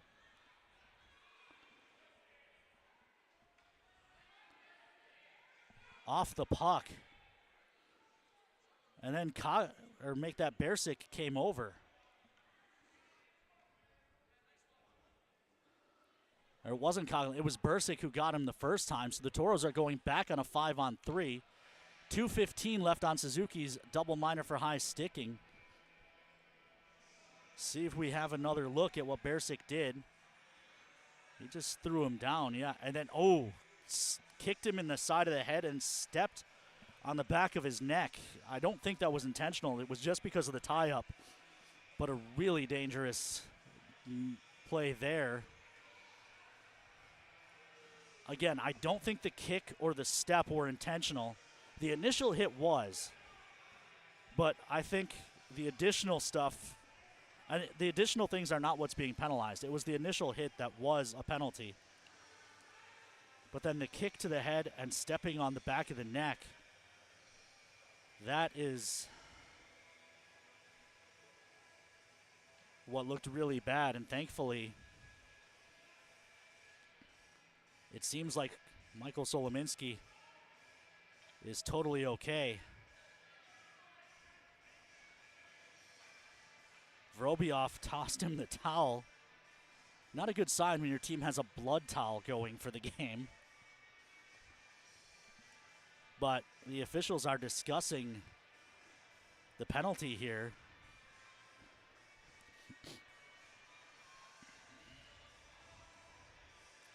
Also, probably not a great idea to share a blood towel.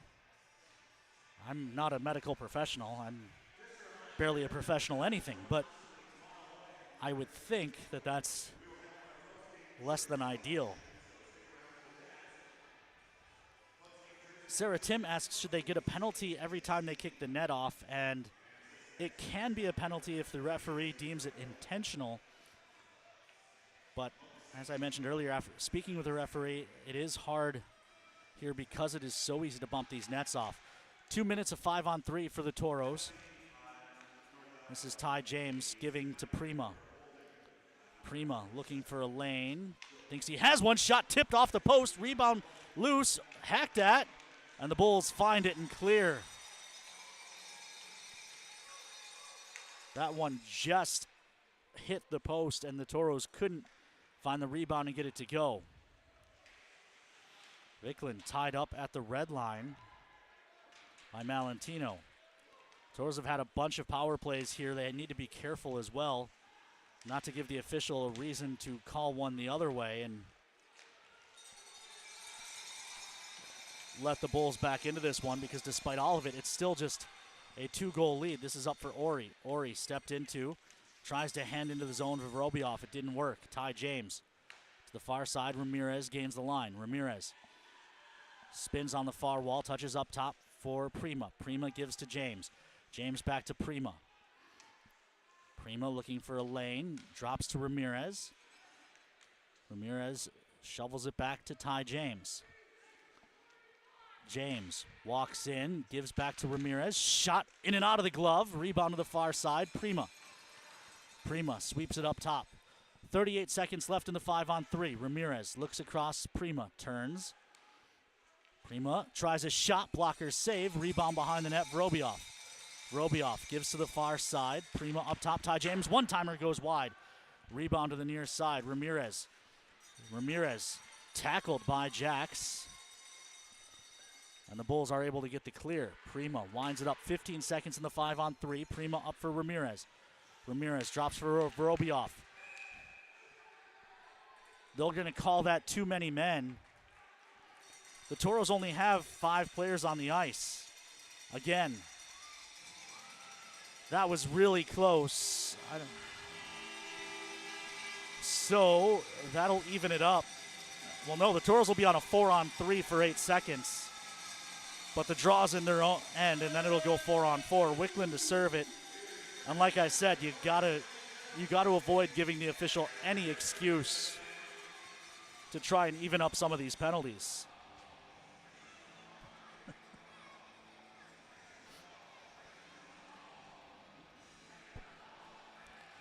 So, 4-on-3 for 8 seconds. Then the Bulls get someone back. It'll be Coughlin who comes back out. Then 15 seconds later, they'll get Fuji Suzuki back and be on the power play for a minute 37. Toros win the draw. Gabe Kenny looking to attack. Kenny drops it for Connaught. Shot, save made, no rebound given. We're back to 4-on-4 for 14 seconds, and then Fuji Suzuki will be paroled from hockey jail.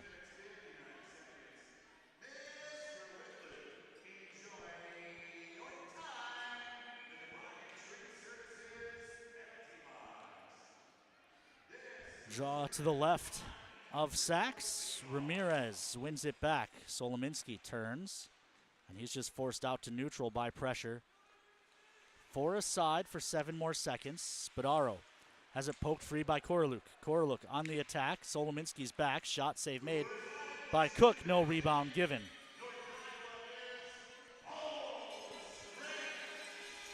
The Toros did get one on a long 5-on-3.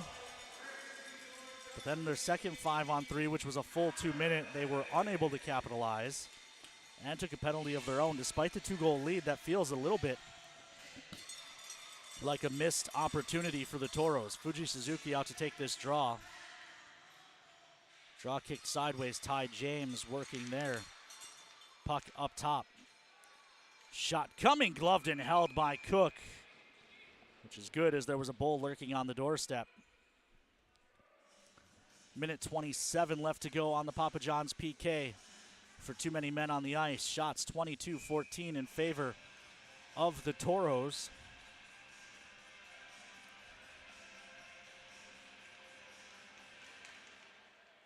Draw one back. Ty James hammers it off the glass, and it just barely gets out. They called it a hand pass, but it was the Bulls who touched the puck. After Ty James flipped it out to neutral, I would think that would have been an offside, not a hand pass. Either way, the draw is in neutral. It's one back by Ori. Ty James will get back on this. Sweeps it across. Gabe Kenny tries to clear, but it hits a Bull. Stays in the zone, and eventually the Toros do force it out and send it down for Dietz.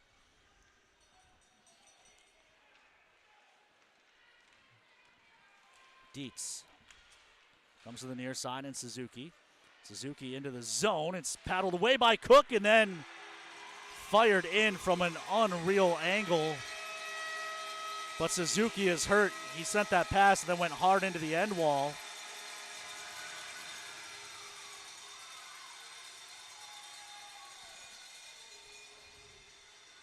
As the Bulls get their third power play goal on the weekend and pull back within one. So we get another look. Suzuki went hard into that end wall after sending the pass. But just an unreal angle. Kobe Brault-Meyer says it reminds him of the Mindorf goal from last year. I was having the same thought.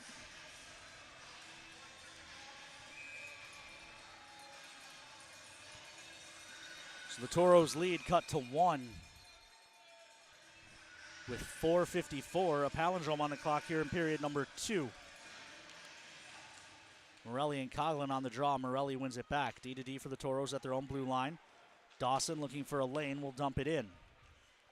Near side, Affanen along the wall. Feeds Nichols. Nichols walks in, wires off the crossbar. Toros have hit 3 posts tonight. Meanwhile, Dawson from a tight angle. Couldn't get it to go. Sachs made the save and then gobbled up the rebound while Morelli and Nichols were tied up. And now Coughlin gives Morelli a punch. 4:33 left to go here in the second. Toros lead 3-2.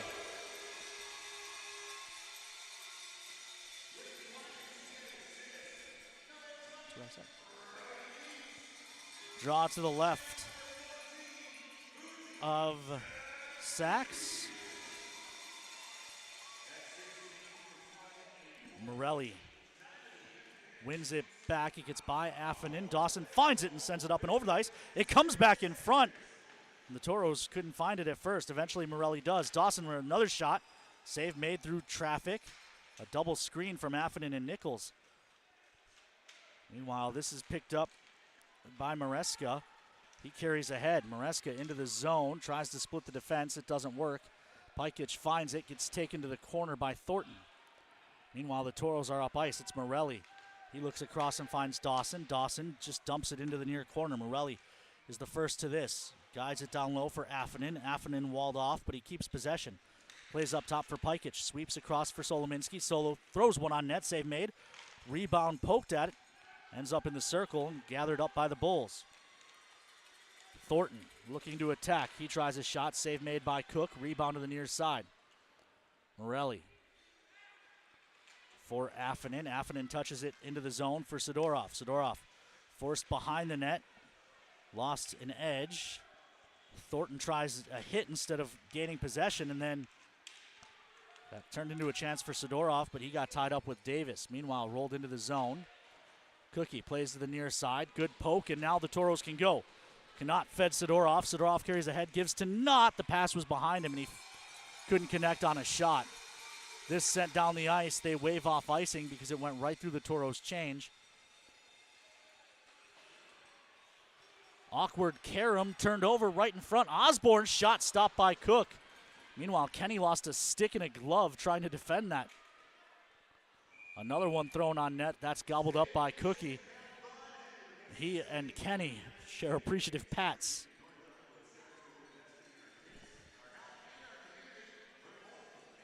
Playing a promo on the video board, so I have no idea how much time remains here in period 2.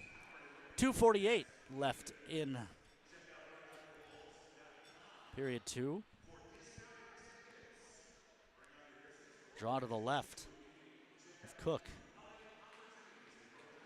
Poked back to the point. Howard with a long shot. Tip out front goes just wide. They had Cook moving the wrong way. Meanwhile, Kenny buries a guy behind the net. And Toros just banked this down the ice, and some good English. It'll end up on net, so no icing.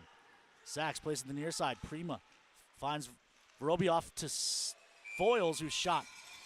And it's gobbled up by Sachs. 2:28 to go. Toros still lead. 3-2. Kevin Wembecki checking in, as is Polina Wickland. Foils will take this for the Toros with Prima in the shooting hole, it looks like. It'll be Kuzmenkov taking the draw for North Iowa. Toros win the draw. Warren chops it down the wall to the far side. Prima's the first to it. They'll just chip it back in behind the net. No one was there for the Toros. Played around to the near side, and Bersic, he rolls it out to neutral. Jax Warren dumps it in on net, and now it's caught in the equipment of Sachs. He just lost the puck. He wanted to play that, and it ended up inside his leg pad, I believe. So he's forced to hold on for a whistle. Draw to the right of Sachs. One back by Kuzmenkov. Left to the near side, Davis. Davis up ice for Bersic. He'll drop for Kuzmenkov. Kuzmenkov working on Warren. Throws in front, no one home for the Bulls. Long shot from the point. Easy paddle save for Cook. Up ice it goes. Prima has it broken up by Davis. Peruzzi back on it. Peruzzi behind his own net.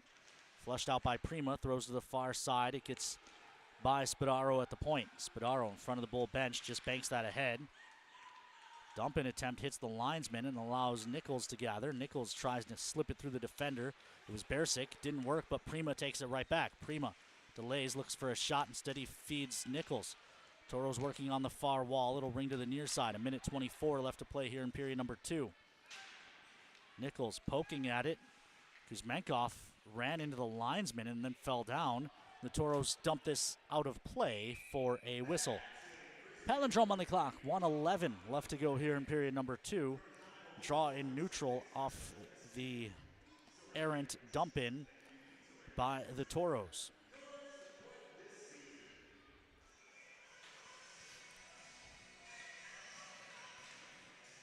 Morelli and Coughlin on the draw. Coughlin wins it forward, picks it up himself. Good poke at the blue line by Spadaro. The puck is eventually dumped in. Spadaro stops it and then jams up the wall. A pinching Jax, I should say, couldn't settle it down. Morelli trying to dance out to neutral. Solominski finishes the job, but Higley takes it right back. Higley turning on the far side. Plays to the middle in Holland, but he boots it. Down to the corner, Coughlin. Solominski played it up the wall, but not out. Kicked free in the near circle to the middle of the ice. Makes it safely all the way to the near wall. Half a minute left to play. Final minute to play of the period, brought to you by our friends at Northern Plains Equipment. This is Higley. Higley forced back. Chip to the near side, and Jax. Jax into the zone as Spadaro falls down. Sliding breakup by Solominski. Meanwhile, thrown ahead, Affinen able to get that out, and what's the call? It's a high stick, and it'll be Affinen who goes to the box, I think. So the Toros will go back to the kill. 9.4 seconds left in the period.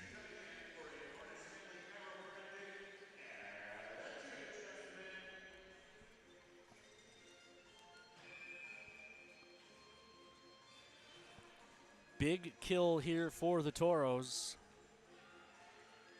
The Bulls have 3 power play goals on the weekend. This one picked up by Connaught off the draw and sent the distance. That should just about do it for the period. It will. Horn sounds to end it. And the teams will head to the locker rooms. Toros leading 3-2 through 40 minutes. I have a feeling I know what Mike Meredith is going to tell Presley during the intermission, that the Toros need to be a bit more disciplined. But first, she's going to talk to Gabe Kenny down at ice level.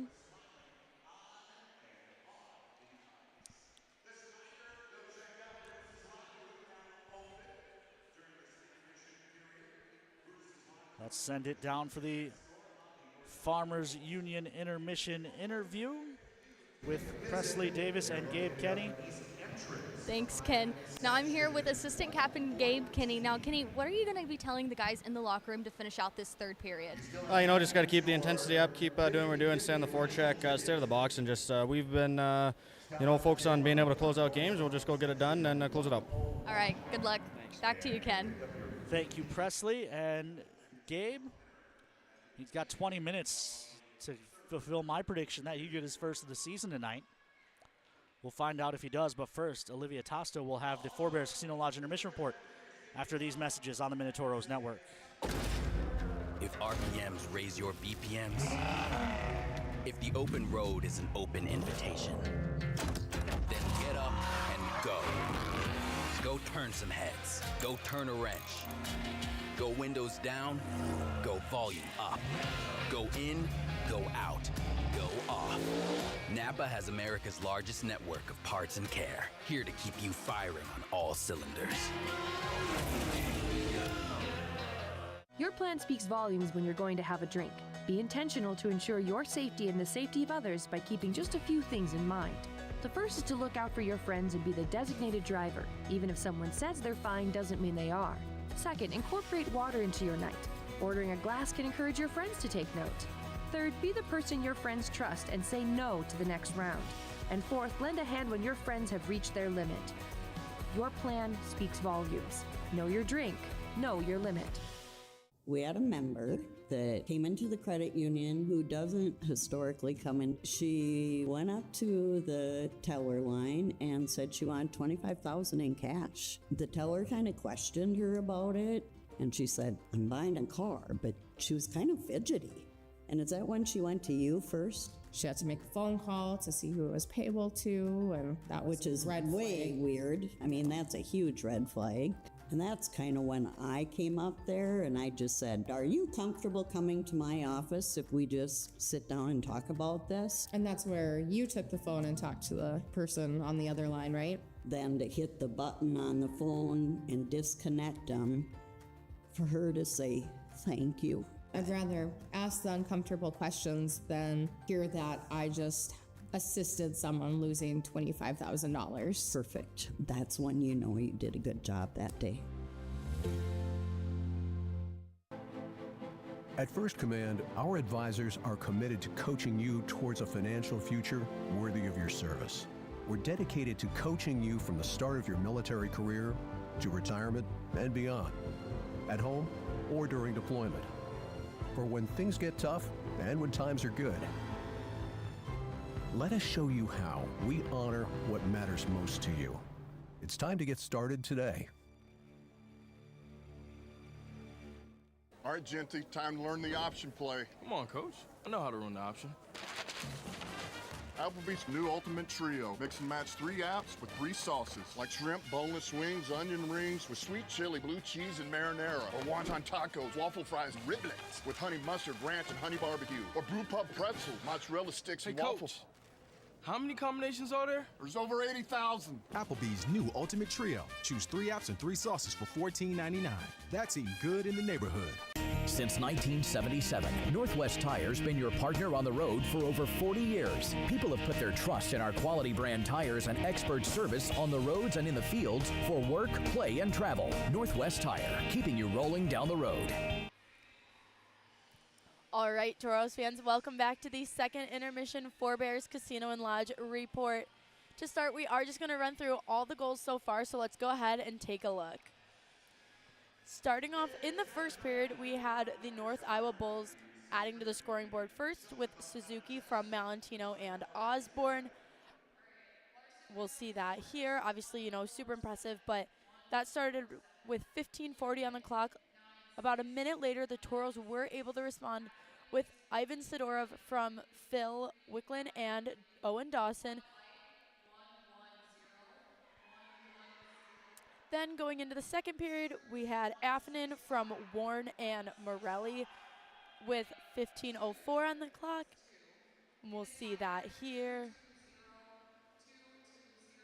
Just a tap in by Affonen. Then we went to Phil Wilkins' goal from Ty James.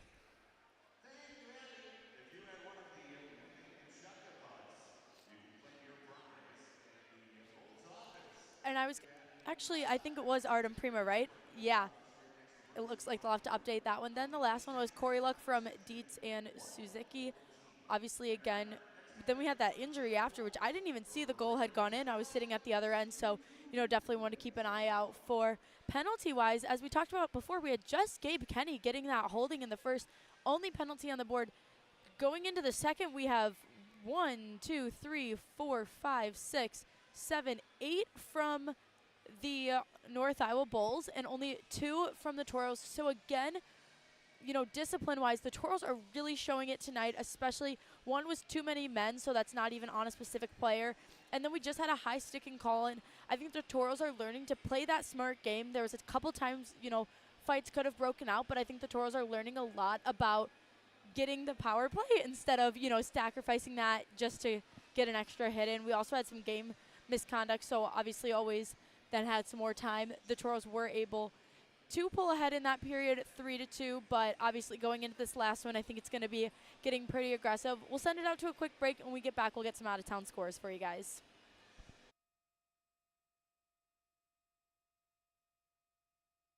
We often think of frontiers as pages in a history book, a time gone by. But even in this modern world, there are new frontiers to conquer. Whether you're tending the land to grow a better tomorrow or growing a business for new opportunities, the work you do powers the world. Exploring the frontier means stepping forward, shaping the future for yourself and for those around you. First International Bank and Trust, helping you live first, one step at a time. Since 2003, the architects and engineers at Ackerman Esvold have been enhancing everyday life. From response times to commute times, we've helped create critical infrastructure, enhancing highway safety, flood protection, and public education. And we're no stranger to enhancing fun, family outings, and even game time. Ackerman Esvold, working to enhance your everyday life. Circle Sanitation is a locally owned family business providing quality waste hauling services since 1980. We provide service to residential and commercial customers, as well as roll-off service for large projects and construction sites. We are dedicated to providing excellent service at competitive prices without deceptive contracts or hidden fees.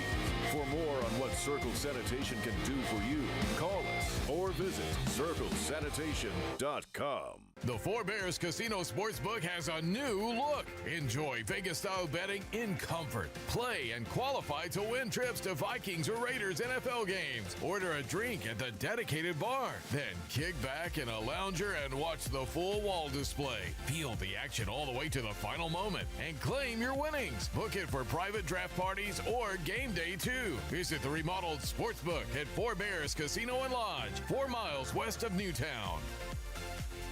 Is someone in your life using opioids? Know the signs of an overdose: limp body, slow breathing, or vomiting. Step 1 is to call 911 and give them naloxone. It will reverse an overdose, so it can be used even if you're unsure whether they're overdosing or not. Request a free 2-dose naloxone kit now at hhs.nd.gov/opioids. A state-of-the-art hospital and medical office building built with you in mind. The new healthcare campus and medical district, now open in Minot. Trinity Health, making more possible.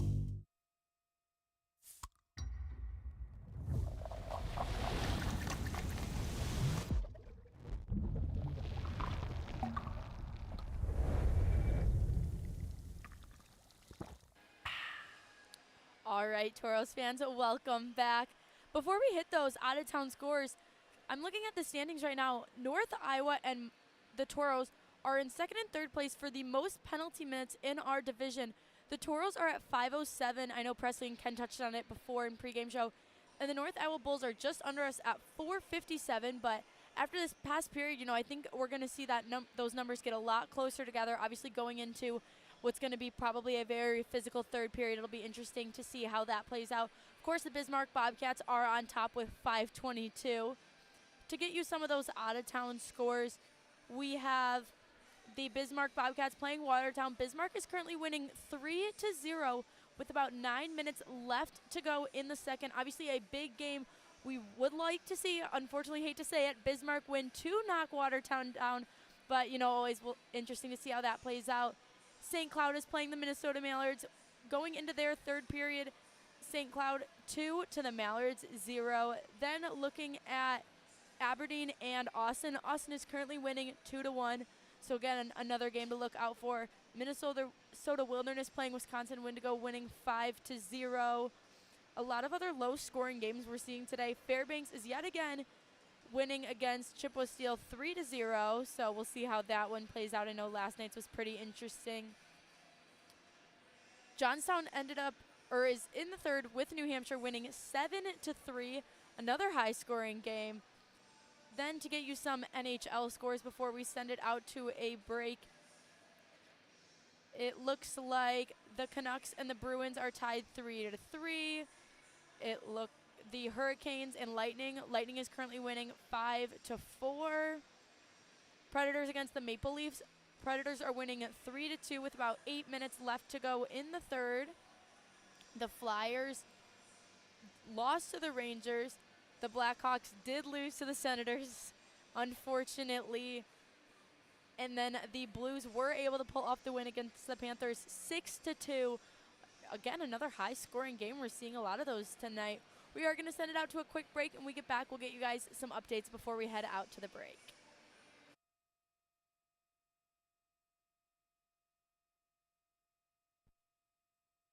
Since 2003, the architects and engineers at Ackerman Esvold have been enhancing everyday life.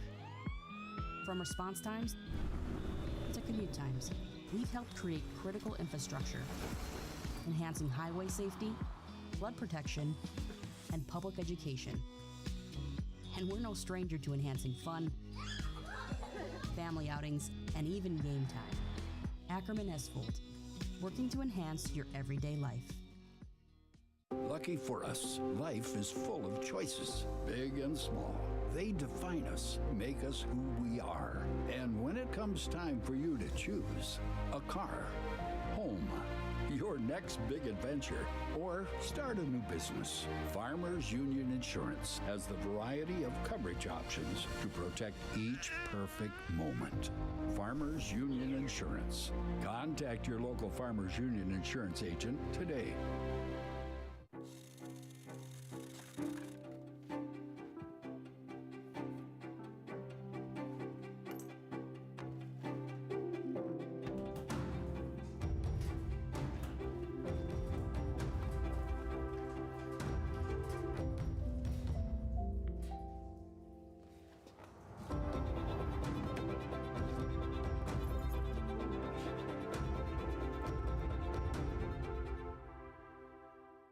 All right, Genty, time to learn the option play. Come on, Coach. I know how to run the option. Applebee's new ultimate trio. Mix and match 3 apps with 3 sauces, like shrimp, boneless wings, onion rings with sweet chili, blue cheese, and marinara. Or wonton tacos, waffle fries, and riblets with honey mustard, ranch, and honey barbecue. Or brew pub pretzels, mozzarella sticks, and waffles. Coach, how many combinations are there? There's over 80,000. Applebee's new ultimate trio. Choose 3 apps and 3 sauces for $14.99. That's eating good in the neighborhood. All right. If you haven't gotten your tickets for the January 2nd and 3rd games, make sure you get those. The Toros will be at the Pepsi for 2 weeks in a row, versus the Bobcats and then the Mallards. And then we will be heading back here to Mason City and then back at the Pepsi, playing the Bobcats again, and then ending the month with Watertown in Watertown. But obviously a lot of home games for the Toros. Super excited for that. Home games are always my favorite part. So definitely get your tickets for all of those. And if you're willing to make the trip down to Bismarck for the New Year's Eve game, that one is obviously going to be super exciting as well. Going into the new year, as I've talked about, we won't have all access going the next couple weeks. But going into the new year, we have so much fun content coming out. We're about to hit 1 million likes on TikTok. So if you haven't been following along, make sure you follow along, especially for that. I know we're super excited. Though we did not hit it in time for me to go skydiving, as Presley and I had set a bet on. We'll definitely have to keep an eye out and book something else fun. We are going to send it out to break, and we'll be back for Puck Drop.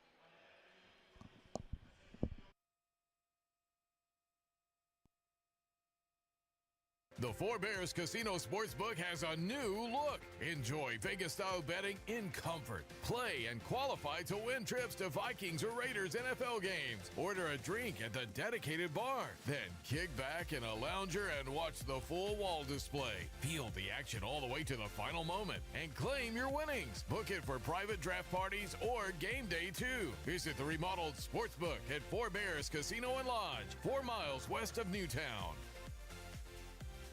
Circle Sanitation is a locally owned family business providing quality waste hauling services since 1980. We provide service to residential and commercial customers, as well as roll-off service for large projects and construction sites. We are dedicated to providing excellent service at competitive prices without deceptive contracts or hidden fees. For more on what Circle Sanitation can do for you, call us or visit circlesanitation.com. At Northwest Tire, we have tires for everyone. Needs tires that are reliable and safe to get her family where they need to be. Needs a tire that's heavy duty for all of his off-roading adventures. Needs tires that can get him from point A to point B. No matter what you drive or your budget. Northwest Tire keeps you rolling down the road. When it's time to choose your team, you want to pick the best. I pick Carson Wentz. I pick Hunter Lipke. Where'd you come from? I was in football just like you. Always choose people you know and trust for your team. First Western, you can bank on us. If RPMs raise your BPMs, if the open road is an open invitation, then get up and go. Go turn some heads. Go turn a wrench. Go windows down. Go volume up. Go in. Go out. Go off.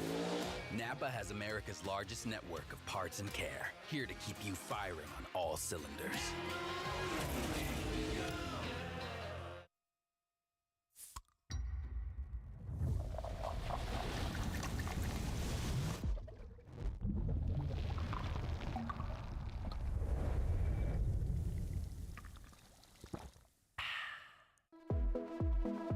The all-new Emergency Trauma Center, built with your reassurance in mind. The new healthcare campus and medical district, now open in Minot. Trinity Health, making more possible. Welcome back inside the Mason City Arena. A gold star for anyone who can guess where that's located. Minute 51 of penalty kill time still for the Toros as we look at the Central Division standings entering play today. As Olivia told you during the Forebears Intermission Report, Bismarck doing their part. They're up 3-0 on Watertown, which means if the Toros can hold on, they will move into that left column. That's the playoff column. Top 4 teams from the division will make the postseason. Of course, a lot of hockey to be played between now and mid-April, but only hopefully 20 minutes of hockey to be played between now and Christmas break. Toros still lead by 1. Bulls enter the zone, a minute 39 left on their power play. Ty James finds the dump in and sends it all the way down the ice. Minute 27 left on the Papa John's PK. Dietz ahead. Gives to Cora a look. Back door kicked away by Cook. He denied the pass across the paint. Dietz does well to keep that in the zone, then feeds it to the middle of the ice. Kuzmenkov hands to Suzuki. Suzuki leaves it up top. Knott finds it and sends it all the way down. Good start to the kill for the Toros. There's still 53 seconds left on the Papa John's PK as the Bulls swap for their second unit. Sullivan drops it back, then returned to him. Play to the middle of the ice. Osborne looks far side. Bearsick couldn't settle it down. Kenny had blocked that pass and it ended up being right onto the tape of a Bull, but now Ori deflects that feed to the point. Sullivan trying to stop Ori from getting there. Eventually, Ori creating all kinds of havoc in the offensive zone. Delayed call coming on Ori. They're going to call the hook, so it's going to be a 5-on-3. Davis carries down low. Bulls bench telling him to give it up. And finally he does, but that extra 15 seconds he held the puck cost the Bulls a lot of 5-on-3 time. There is still 13 seconds left on Affinen's penalty.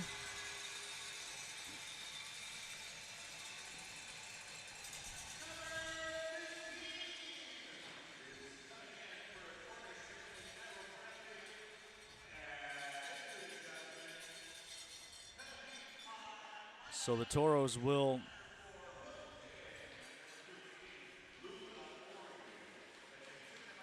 have a short 5-on-3 they have to kill. And they do that by winning the draw and sending it all the way down. The Toros maybe are supposed to have their guy back. We don't know because the scoreboard was covered. Either way, finally Affinen is released, and now Ramirez looking to attack shorthanded. Toros have just one shorthanded goal on the season as they play keep away, but it's taken back. This is Malentino now holding. Malentino plays across, one-timer coming, save made by Cook. And Cannot finds the rebound and clears it down. I think Affinen was let out of the box on time, but it was close. I think when that graphic disappeared, his penalty was just expiring. Toros get that puck and clear it all the way down. Foils up on the pressure. Dietz hands it off. Bulls are mid-change. Far side, they gain the line. Bersic around behind, gives up top for Sullivan. Tries the far side. Drops to the corner, kick to the stick, and then given back to the point. They come near side, Sullivan again. Sullivan winds, fires. It's blocked out front by Dawson and flutters for a glove save by Cook. That's a tougher save than it looked like because of the partial block by Dawson. The puck was fluttering. A bit of a knuckleball, but Cook stuck with it. Osborne on the draw against Ramirez with I don't know how much time. They got to stop doing that. Near side is poked out to neutral. I have a feeling my complaints are going to go unanswered. This is Sullivan. Backhand try, save made, rebound along the end wall. Ty James finds it and clears it all the way down. Just 10 seconds left to kill for the Toros. Carried up ice. They give to Bersic, he boots it. 3 seconds left on the kill. Ty James works along the end wall. Toros come full strength, but they're not out of the woods. Bulls still on the attack. Spun down behind the net for Thornton. Thornton trying to get it to the front. Good tie up in front. Morelli on Bersic. Now a long shot from the point, and it's a tie game.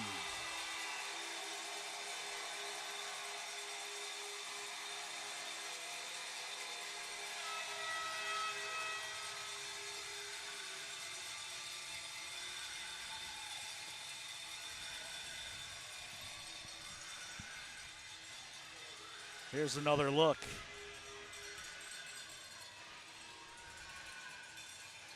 A long shot, a lot of room. Toros were running around in their zone.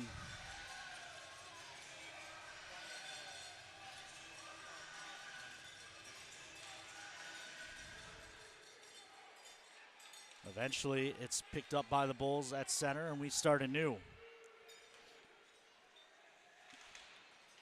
Jammed up the boards. Taken away. Nichols trying to get through, was tied up. Far side bank to the point. Warren keeps it, throws it into the near corner. Nichols trying to get off the wall, has trouble with Coughlin, plays down low to Morelli. Morelli fights through, banks it back to the point, and Dawson. Dawson gives to Warren. Warren looking for a lane, his shot's blocked, it'll carry him down low. Affinen pokes it along the wall. Warren feeds it to Morelli. Morelli wants to get it to the front, but doesn't have a lane. Affinen tries to help out. It's taken away. Vicklin with a hit on the far side. Puck flipped out to neutral. Holland after it. Pinned to the wall by Dawson. Morelli flicks up the wall. Affonen trying to clear. Wickland does. Dietz up the far side. Looking on net, and it's covered by Cook for a whistle. 14:49 left to play here in the third, and we're tied at 3, and suddenly the Toros are getting outshot 25-23 as well.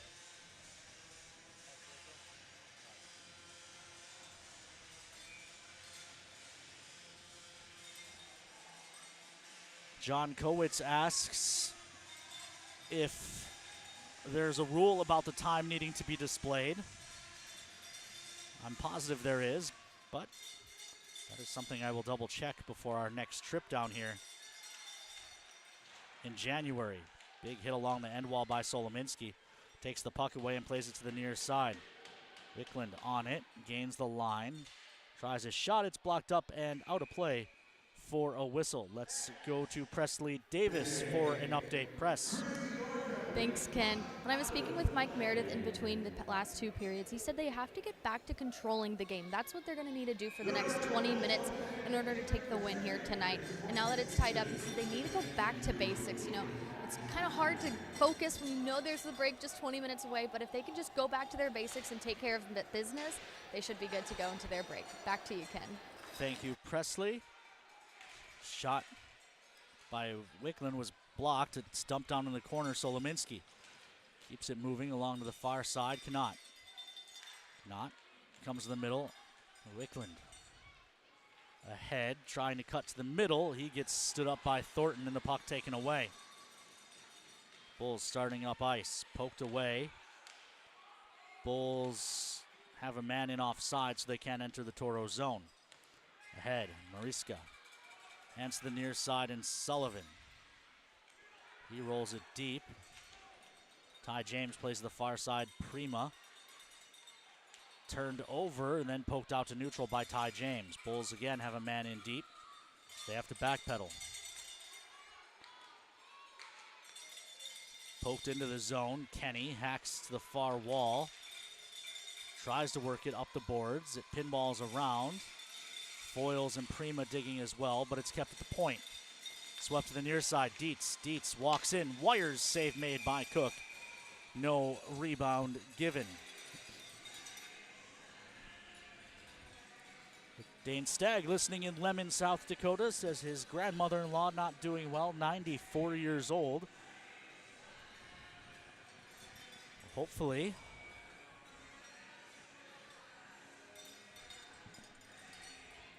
she's well by Christmas. Draw in the Toro zone, picked up by Dawson, ahead for Nichols. He touches for Morelli, right back to Nichols. Nichols on the attack. And a pretty tight offside call there goes against the Toros.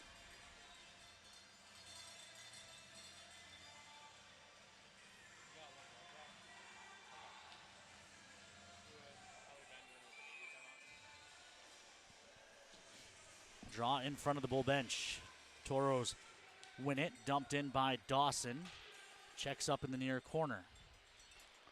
Swept to the far side. Bersick trying to keep it away from Pikic. Comes to the near side. And they've got Koroluk into the zone looking for a tip, and it goes wide. Morelli had tied up a bull, and that's going to lead to a penalty. The Toros will be shorthanded again.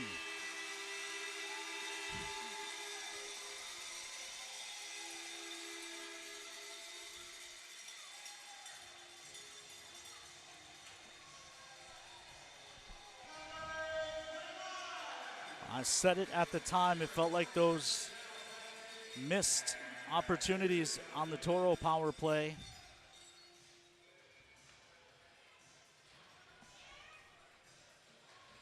were important, and now 4 power plays for the Bulls since they cashed in on one, and they cashed in just after another one expired. This is Kuzmenkov.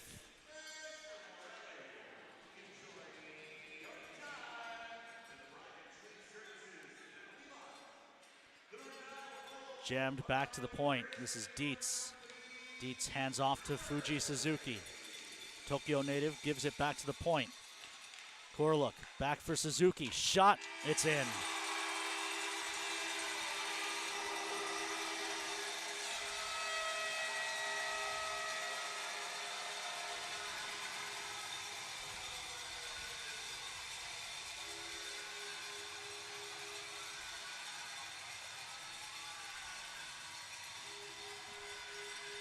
Toros trail for the first time tonight. Second time. That's right, the Bulls did score first.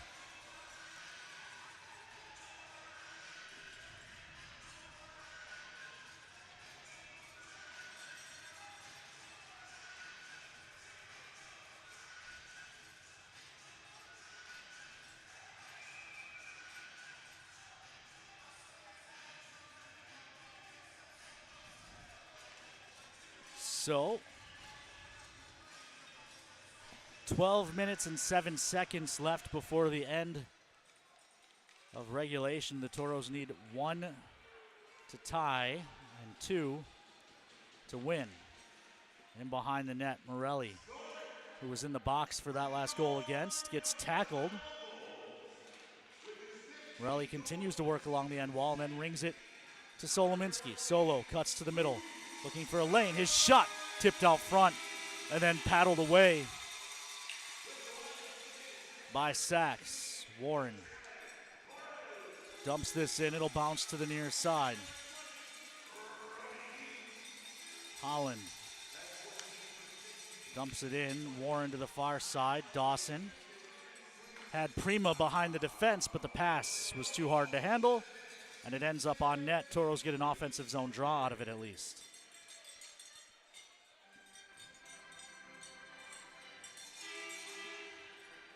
Draw will be to the right of Sachs.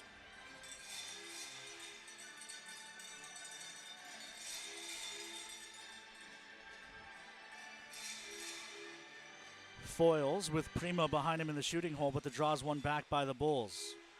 They come to the near side. Taken away by Foils before the Bulls can exit the zone. Foils shot, save made, rebound to the corner. Hoisted out to neutral. Toros play it back to the Bulls' blue line, but Peruzzi was there. Dawson digs it out, plays ahead. He wanted Prima, who couldn't find that one. Foyle steps up, and now it's an odd man rush. Thornton tries his shot. It's blocked by Dawson to the corner. Far side. Bulls control. Fadeaway shot ends up a pass to the man in front. It's taken away by Prima, who then gets rocked in the corner. It was Thornton who delivered that hit. Pass up ice finds Wicklund into the zone. He'll chip it into the near corner. It rides the kick plate to the far side and Dietz. Sidorov steps up, but it gets by him, and now the Bulls go the other way, leading by 1. That pass blocked by Warren. Sidorov finds it. Sidorov, his pass stopped by Malentino. Eventually the Bulls will dump it into the Toro zone. Far side, Warren. Swept ahead. Again, those low dump-ins now, it seems like Cook not leaving the net.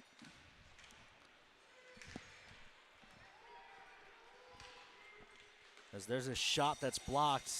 Another try, gloved and held. Presley. Yeah, Ken, whenever you mentioned earlier about the corners of the boards, when I spoke to Mike Meredith about it, and he said that they probably weren't going to have their goalie out as much, just as a precaution, and just kind of told the boys that they have to adjust to that and be prepared for anything. All right, well, we'll send it out to a quick break. When we come back, the rest of period 3, Toros trail 4-3. When you carry blue, you get a devoted team backing you up, focused on you and your well-being, making it easier and affordable for you to make health a priority. When you carry blue, you get a health plan that anticipates your challenges, that's helping shape the future of healthcare. with more helpful tools and resources so you can get the most out of your benefits and focus more on living your best life. Find your plan today. Blue Cross Blue Shield of North Dakota. Carry blue, carry on. Welcome back, Toros fans. We're getting you ready for the last part of the third period. Earlier today, when the team had their afternoon meeting, they were talking about how they need to get into the Bulls' heads to kind of get this win. And they noticed last night when the Bulls started to burn out, they had those chances, but they weren't able to capitalize on those. So now they need to adjust and just really build their own momentum to try and take game 2. Let's go to Ken. Thank you, Presley. There's a graphic up, so I don't know how much time is left. Neither do the players on the ice. Toros lose the offensive zone draw. Nichols steps in. There's 9:22 left now as the Bulls hold behind their net. Toros pressure. It's turned over. Affonen walks in. Wire save made. Rebound fanned on by a couple of Toros. Affonen on the far wall. It's kept the point by Kenny. Tries to throw it on net. It's blocked. Second try deflects to the corner. Morelli trying to touch it to the front, and then Nichols put it across the blue paint, but Affonen unable to redirect it. Kuzmenkov on the attack. Throws it on net. It's gloved and held by Cook. 8:54 left to play here in period 3.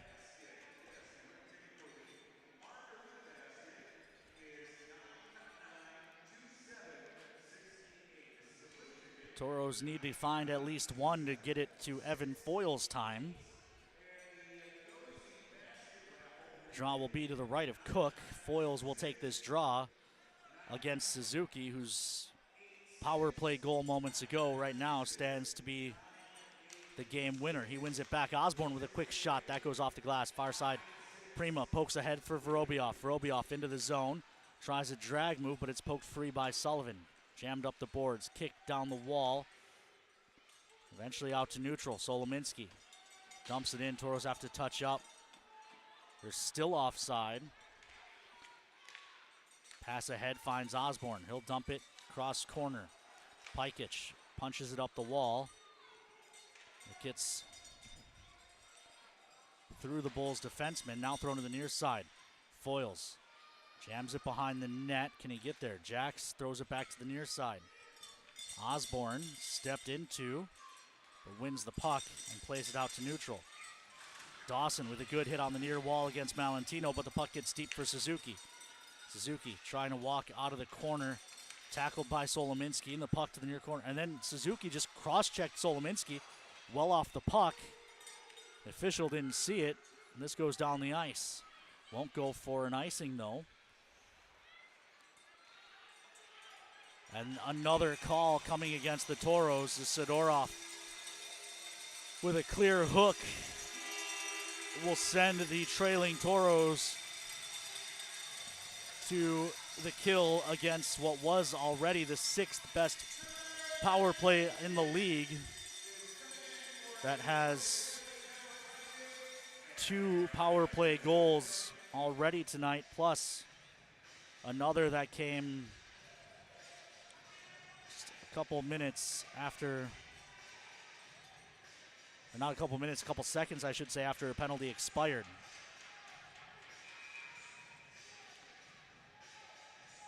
The penalty expired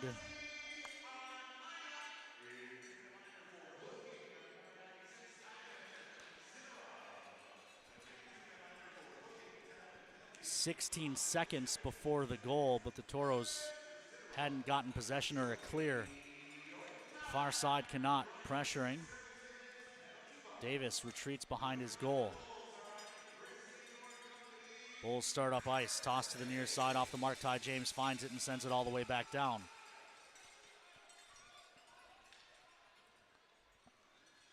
Bulls again start up ice. Far side, Sullivan into the zone. Up top for Davis, comes across Bersic, kicks the stick and plays it down low. Thornton fanned on it, and that allows Affonen to play ahead, but that's not going to get out. Another poke doesn't get out either. Near side, Bersic looks across, shot blocked out front by Thornton. The rebound swept out by a diving Affonen.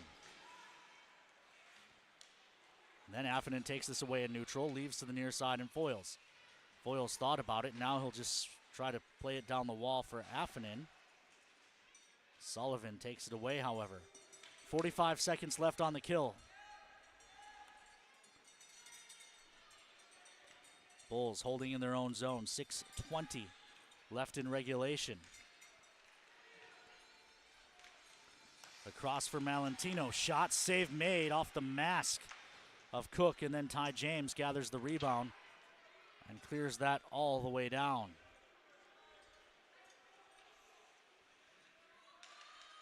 Dietz comes to the near side, and Koroluk touched into the zone by Malentino. Dawson back on it and hammers it all the way down the ice. That should do it for the Papa John's PK.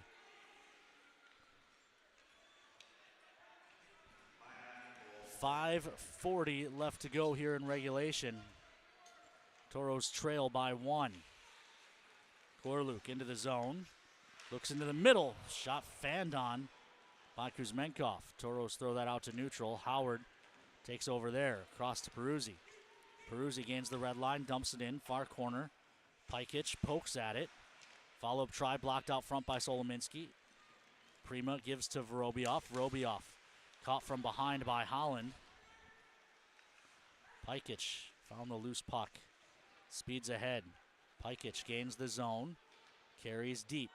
Throws in front. Shot wide by Vorobiev. Good play by Pikic to find Vorobiev. Just couldn't one-time it on net. Up top for Pikic. His shot goes up off the glass, comes back out front. Vorobiev tripped up trying to get through the blue paint by the goaltender. And couldn't get to that puck. The Bulls do. Holland boots it. The Bulls still control.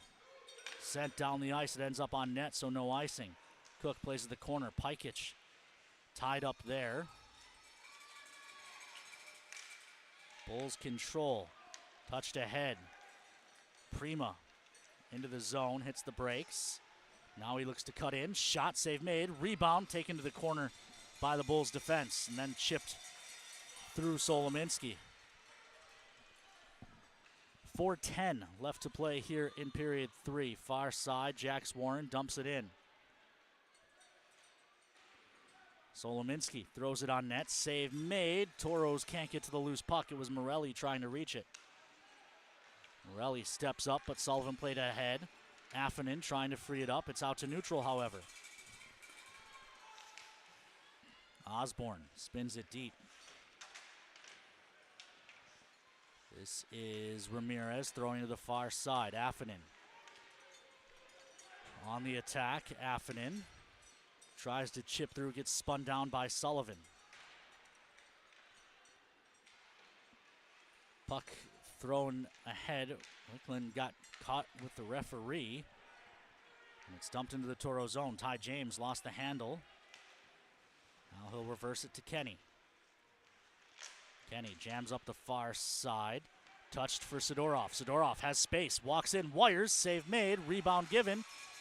Knott gets there. Couldn't get it towards the cage, however, and the Bulls want to counter quickly. It's Koroluk. Koroluk, just under 3 minutes to go. He falls down. Now they go to the wall. Koroluk trying to get to the front. Ty James cuts him off. He shovels it back to the point, and Dietz. Dietz to the far side. Banks it in behind the Toro net. Jammed out front. Knott takes it away and just hacks to the wall. 2:35 as Wickland starts up ice. Wickland dumps it in. Knott and Dietz after it. Played up the boards and just hoisted out to neutral. Pikic takes over. Quickly up Foyles into the zone. It's poked off his stick. Back out to neutral. Dawson. Toss across. Vorobiev had to wait for Foyles to get back on side. And again, the Bulls just throw out to neutral. 2:11 left in regulation. It's Malentino looking backside and unable to chop that out in midair was Suzuki. Look for Cook to follow the Toros up once they gain the zone. This is Dawson. Dumps it in. Toros defense pairing goes to change, and this one's chipped down the ice. Arm is up. It goes for, they wave off the icing. So the Toros have to carry this up ice. Ty James for Foyles. Foyles gains the red line and flips it deep. Cook to the hash marks. Sachs plays the far corner, and this one goes for an icing, and the whistle goes. 90 seconds left. Icing traps the Bulls out.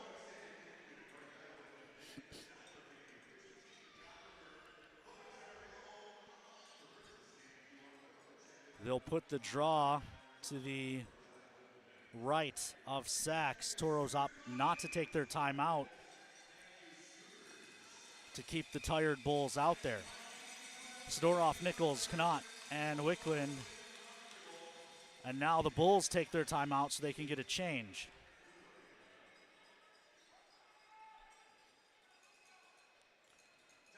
So we will take a look at the highlights from this period, which for the Toros are not exactly highlights. Toros came into the period leading 3-2, but now with 90 seconds left, because of this goal, after a power play had expired, and the Toros were still running around their zone, tied the game 3 minutes and 54 seconds in, and then 7 minutes and 53 seconds in, another power play goal for Fuji Suzuki, his 15th of the season. Put the Bulls in front, and it feels like all 15 of those have come against the Toros this year. They haven't, but Fuji Suzuki has been a Toro killer over his career, and that hasn't changed tonight. Suzuki has 2 goals and an assist in this one. Toros 90 seconds, empty net. Bulls win the draw. They ring it to the near side. Solominski can't keep it in the zone. Ty James backpedals. Banks up the far side. It's Wicklund. Hands to Nichols, who throws it into the corner. Dietz is on it first. Hammers it around to the near side. Solominski pinches down the wall. This would be a hand pass. Bulls touch. So the Toros can pursue again. Dietz on the far side. Overskates it, but still manages to get the clear. Again, they've taken the time off. Final minute of play. Nichols tries a shot. It's blocked. Down low. They scrum in the far corner. 45 seconds. 40 seconds as the scrum continues. Finally, the whistle goes with 35 seconds. That puck was pinned to the wall for 12 seconds.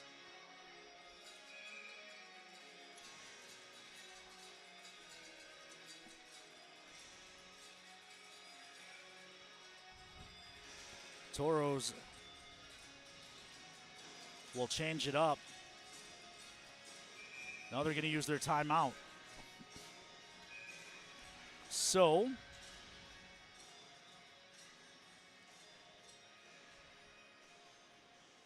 in order, with the long bus drive home, well, we can't quite close out the Forebears over-under. Still need to see if there's a defenseman goal.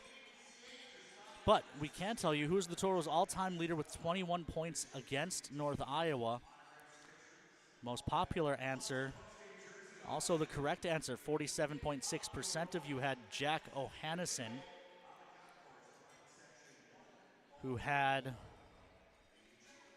10 goals and 11 assists against North Iowa in his career. The winner is the birthday boy, Wally Mock. Gets the free lunch from our friends at Dakota Drive McDonald's. You can pick that up. The Toros' next home games, January 2nd and 3rd against the Bismarck Bobcats. Hopefully, we can update Forebears so far. Goals allowed was 2.5 for the Toros. That, unfortunately, has gone over, so as lead changes, 1.5. There have been 2. The Bulls took the lead, then actually 3. Then the Toros took the lead, and then the Bulls took the lead again. We're hoping for one more lead change, though, but the Toros have 35.7 seconds left to get a defenseman goal and force overtime. Foils on the draw for the Toros. Bulls win it, and they'll ring the puck on the near side. It's on edge, and it goes. They wave off icing at the last second, so the Toros have to play.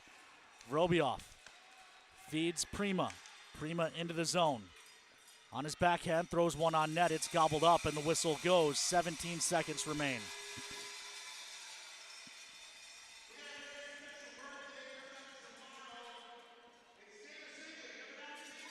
So the draw will be to the left of Sachs. Shots 30-29 in favor of the Toros, but it's the Toros who trail by one in the count that matters.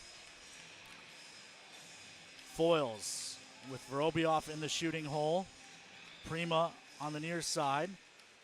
Puck one back to the corner. Dietz trying to eat it there. Hammered around to the far side. Ty James keeps it. Hacks it down to the corner for Vorobiev. 7 seconds. Vorobiev out front. It's tipped to the wall. Ty James trying to get it to the front. Vorobiev finds it. Shot. Nichols couldn't pull the trigger as it came to him on the back side, and the horn sounds to end it. Toros blow a third period lead and will not climb into the top half of the division before Christmas.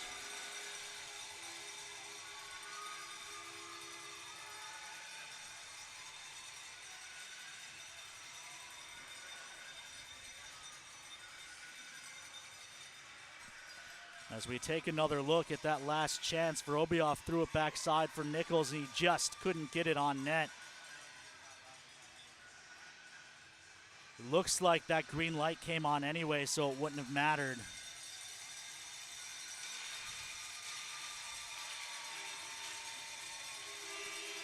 But we do have a winner in Forebears. Tiara Severson picks up the Forebears stay and play package. She correctly had under on defenseman goals, over on goals allowed, and over on lead changes. We're going to skip the pregame show. We've got a very long bus drive, or make that postgame show. We have a very long bus drive home. So I'll just wrap with this. Over the holiday break, we hope everyone from the Toros organization hopes that you all listening tonight and Toro fans all over the world have a happy and healthy holidays. For Kobe Braultz, Olivia Tosto, Presley Davis, I am Ken Oda. Hoping you enjoyed the broadcast. We will talk to you on New Year's Eve from the capital city as the Toros look to continue their annual tradition of ruining the Bobcat Christmas or New Year's Eve party. Have a good night.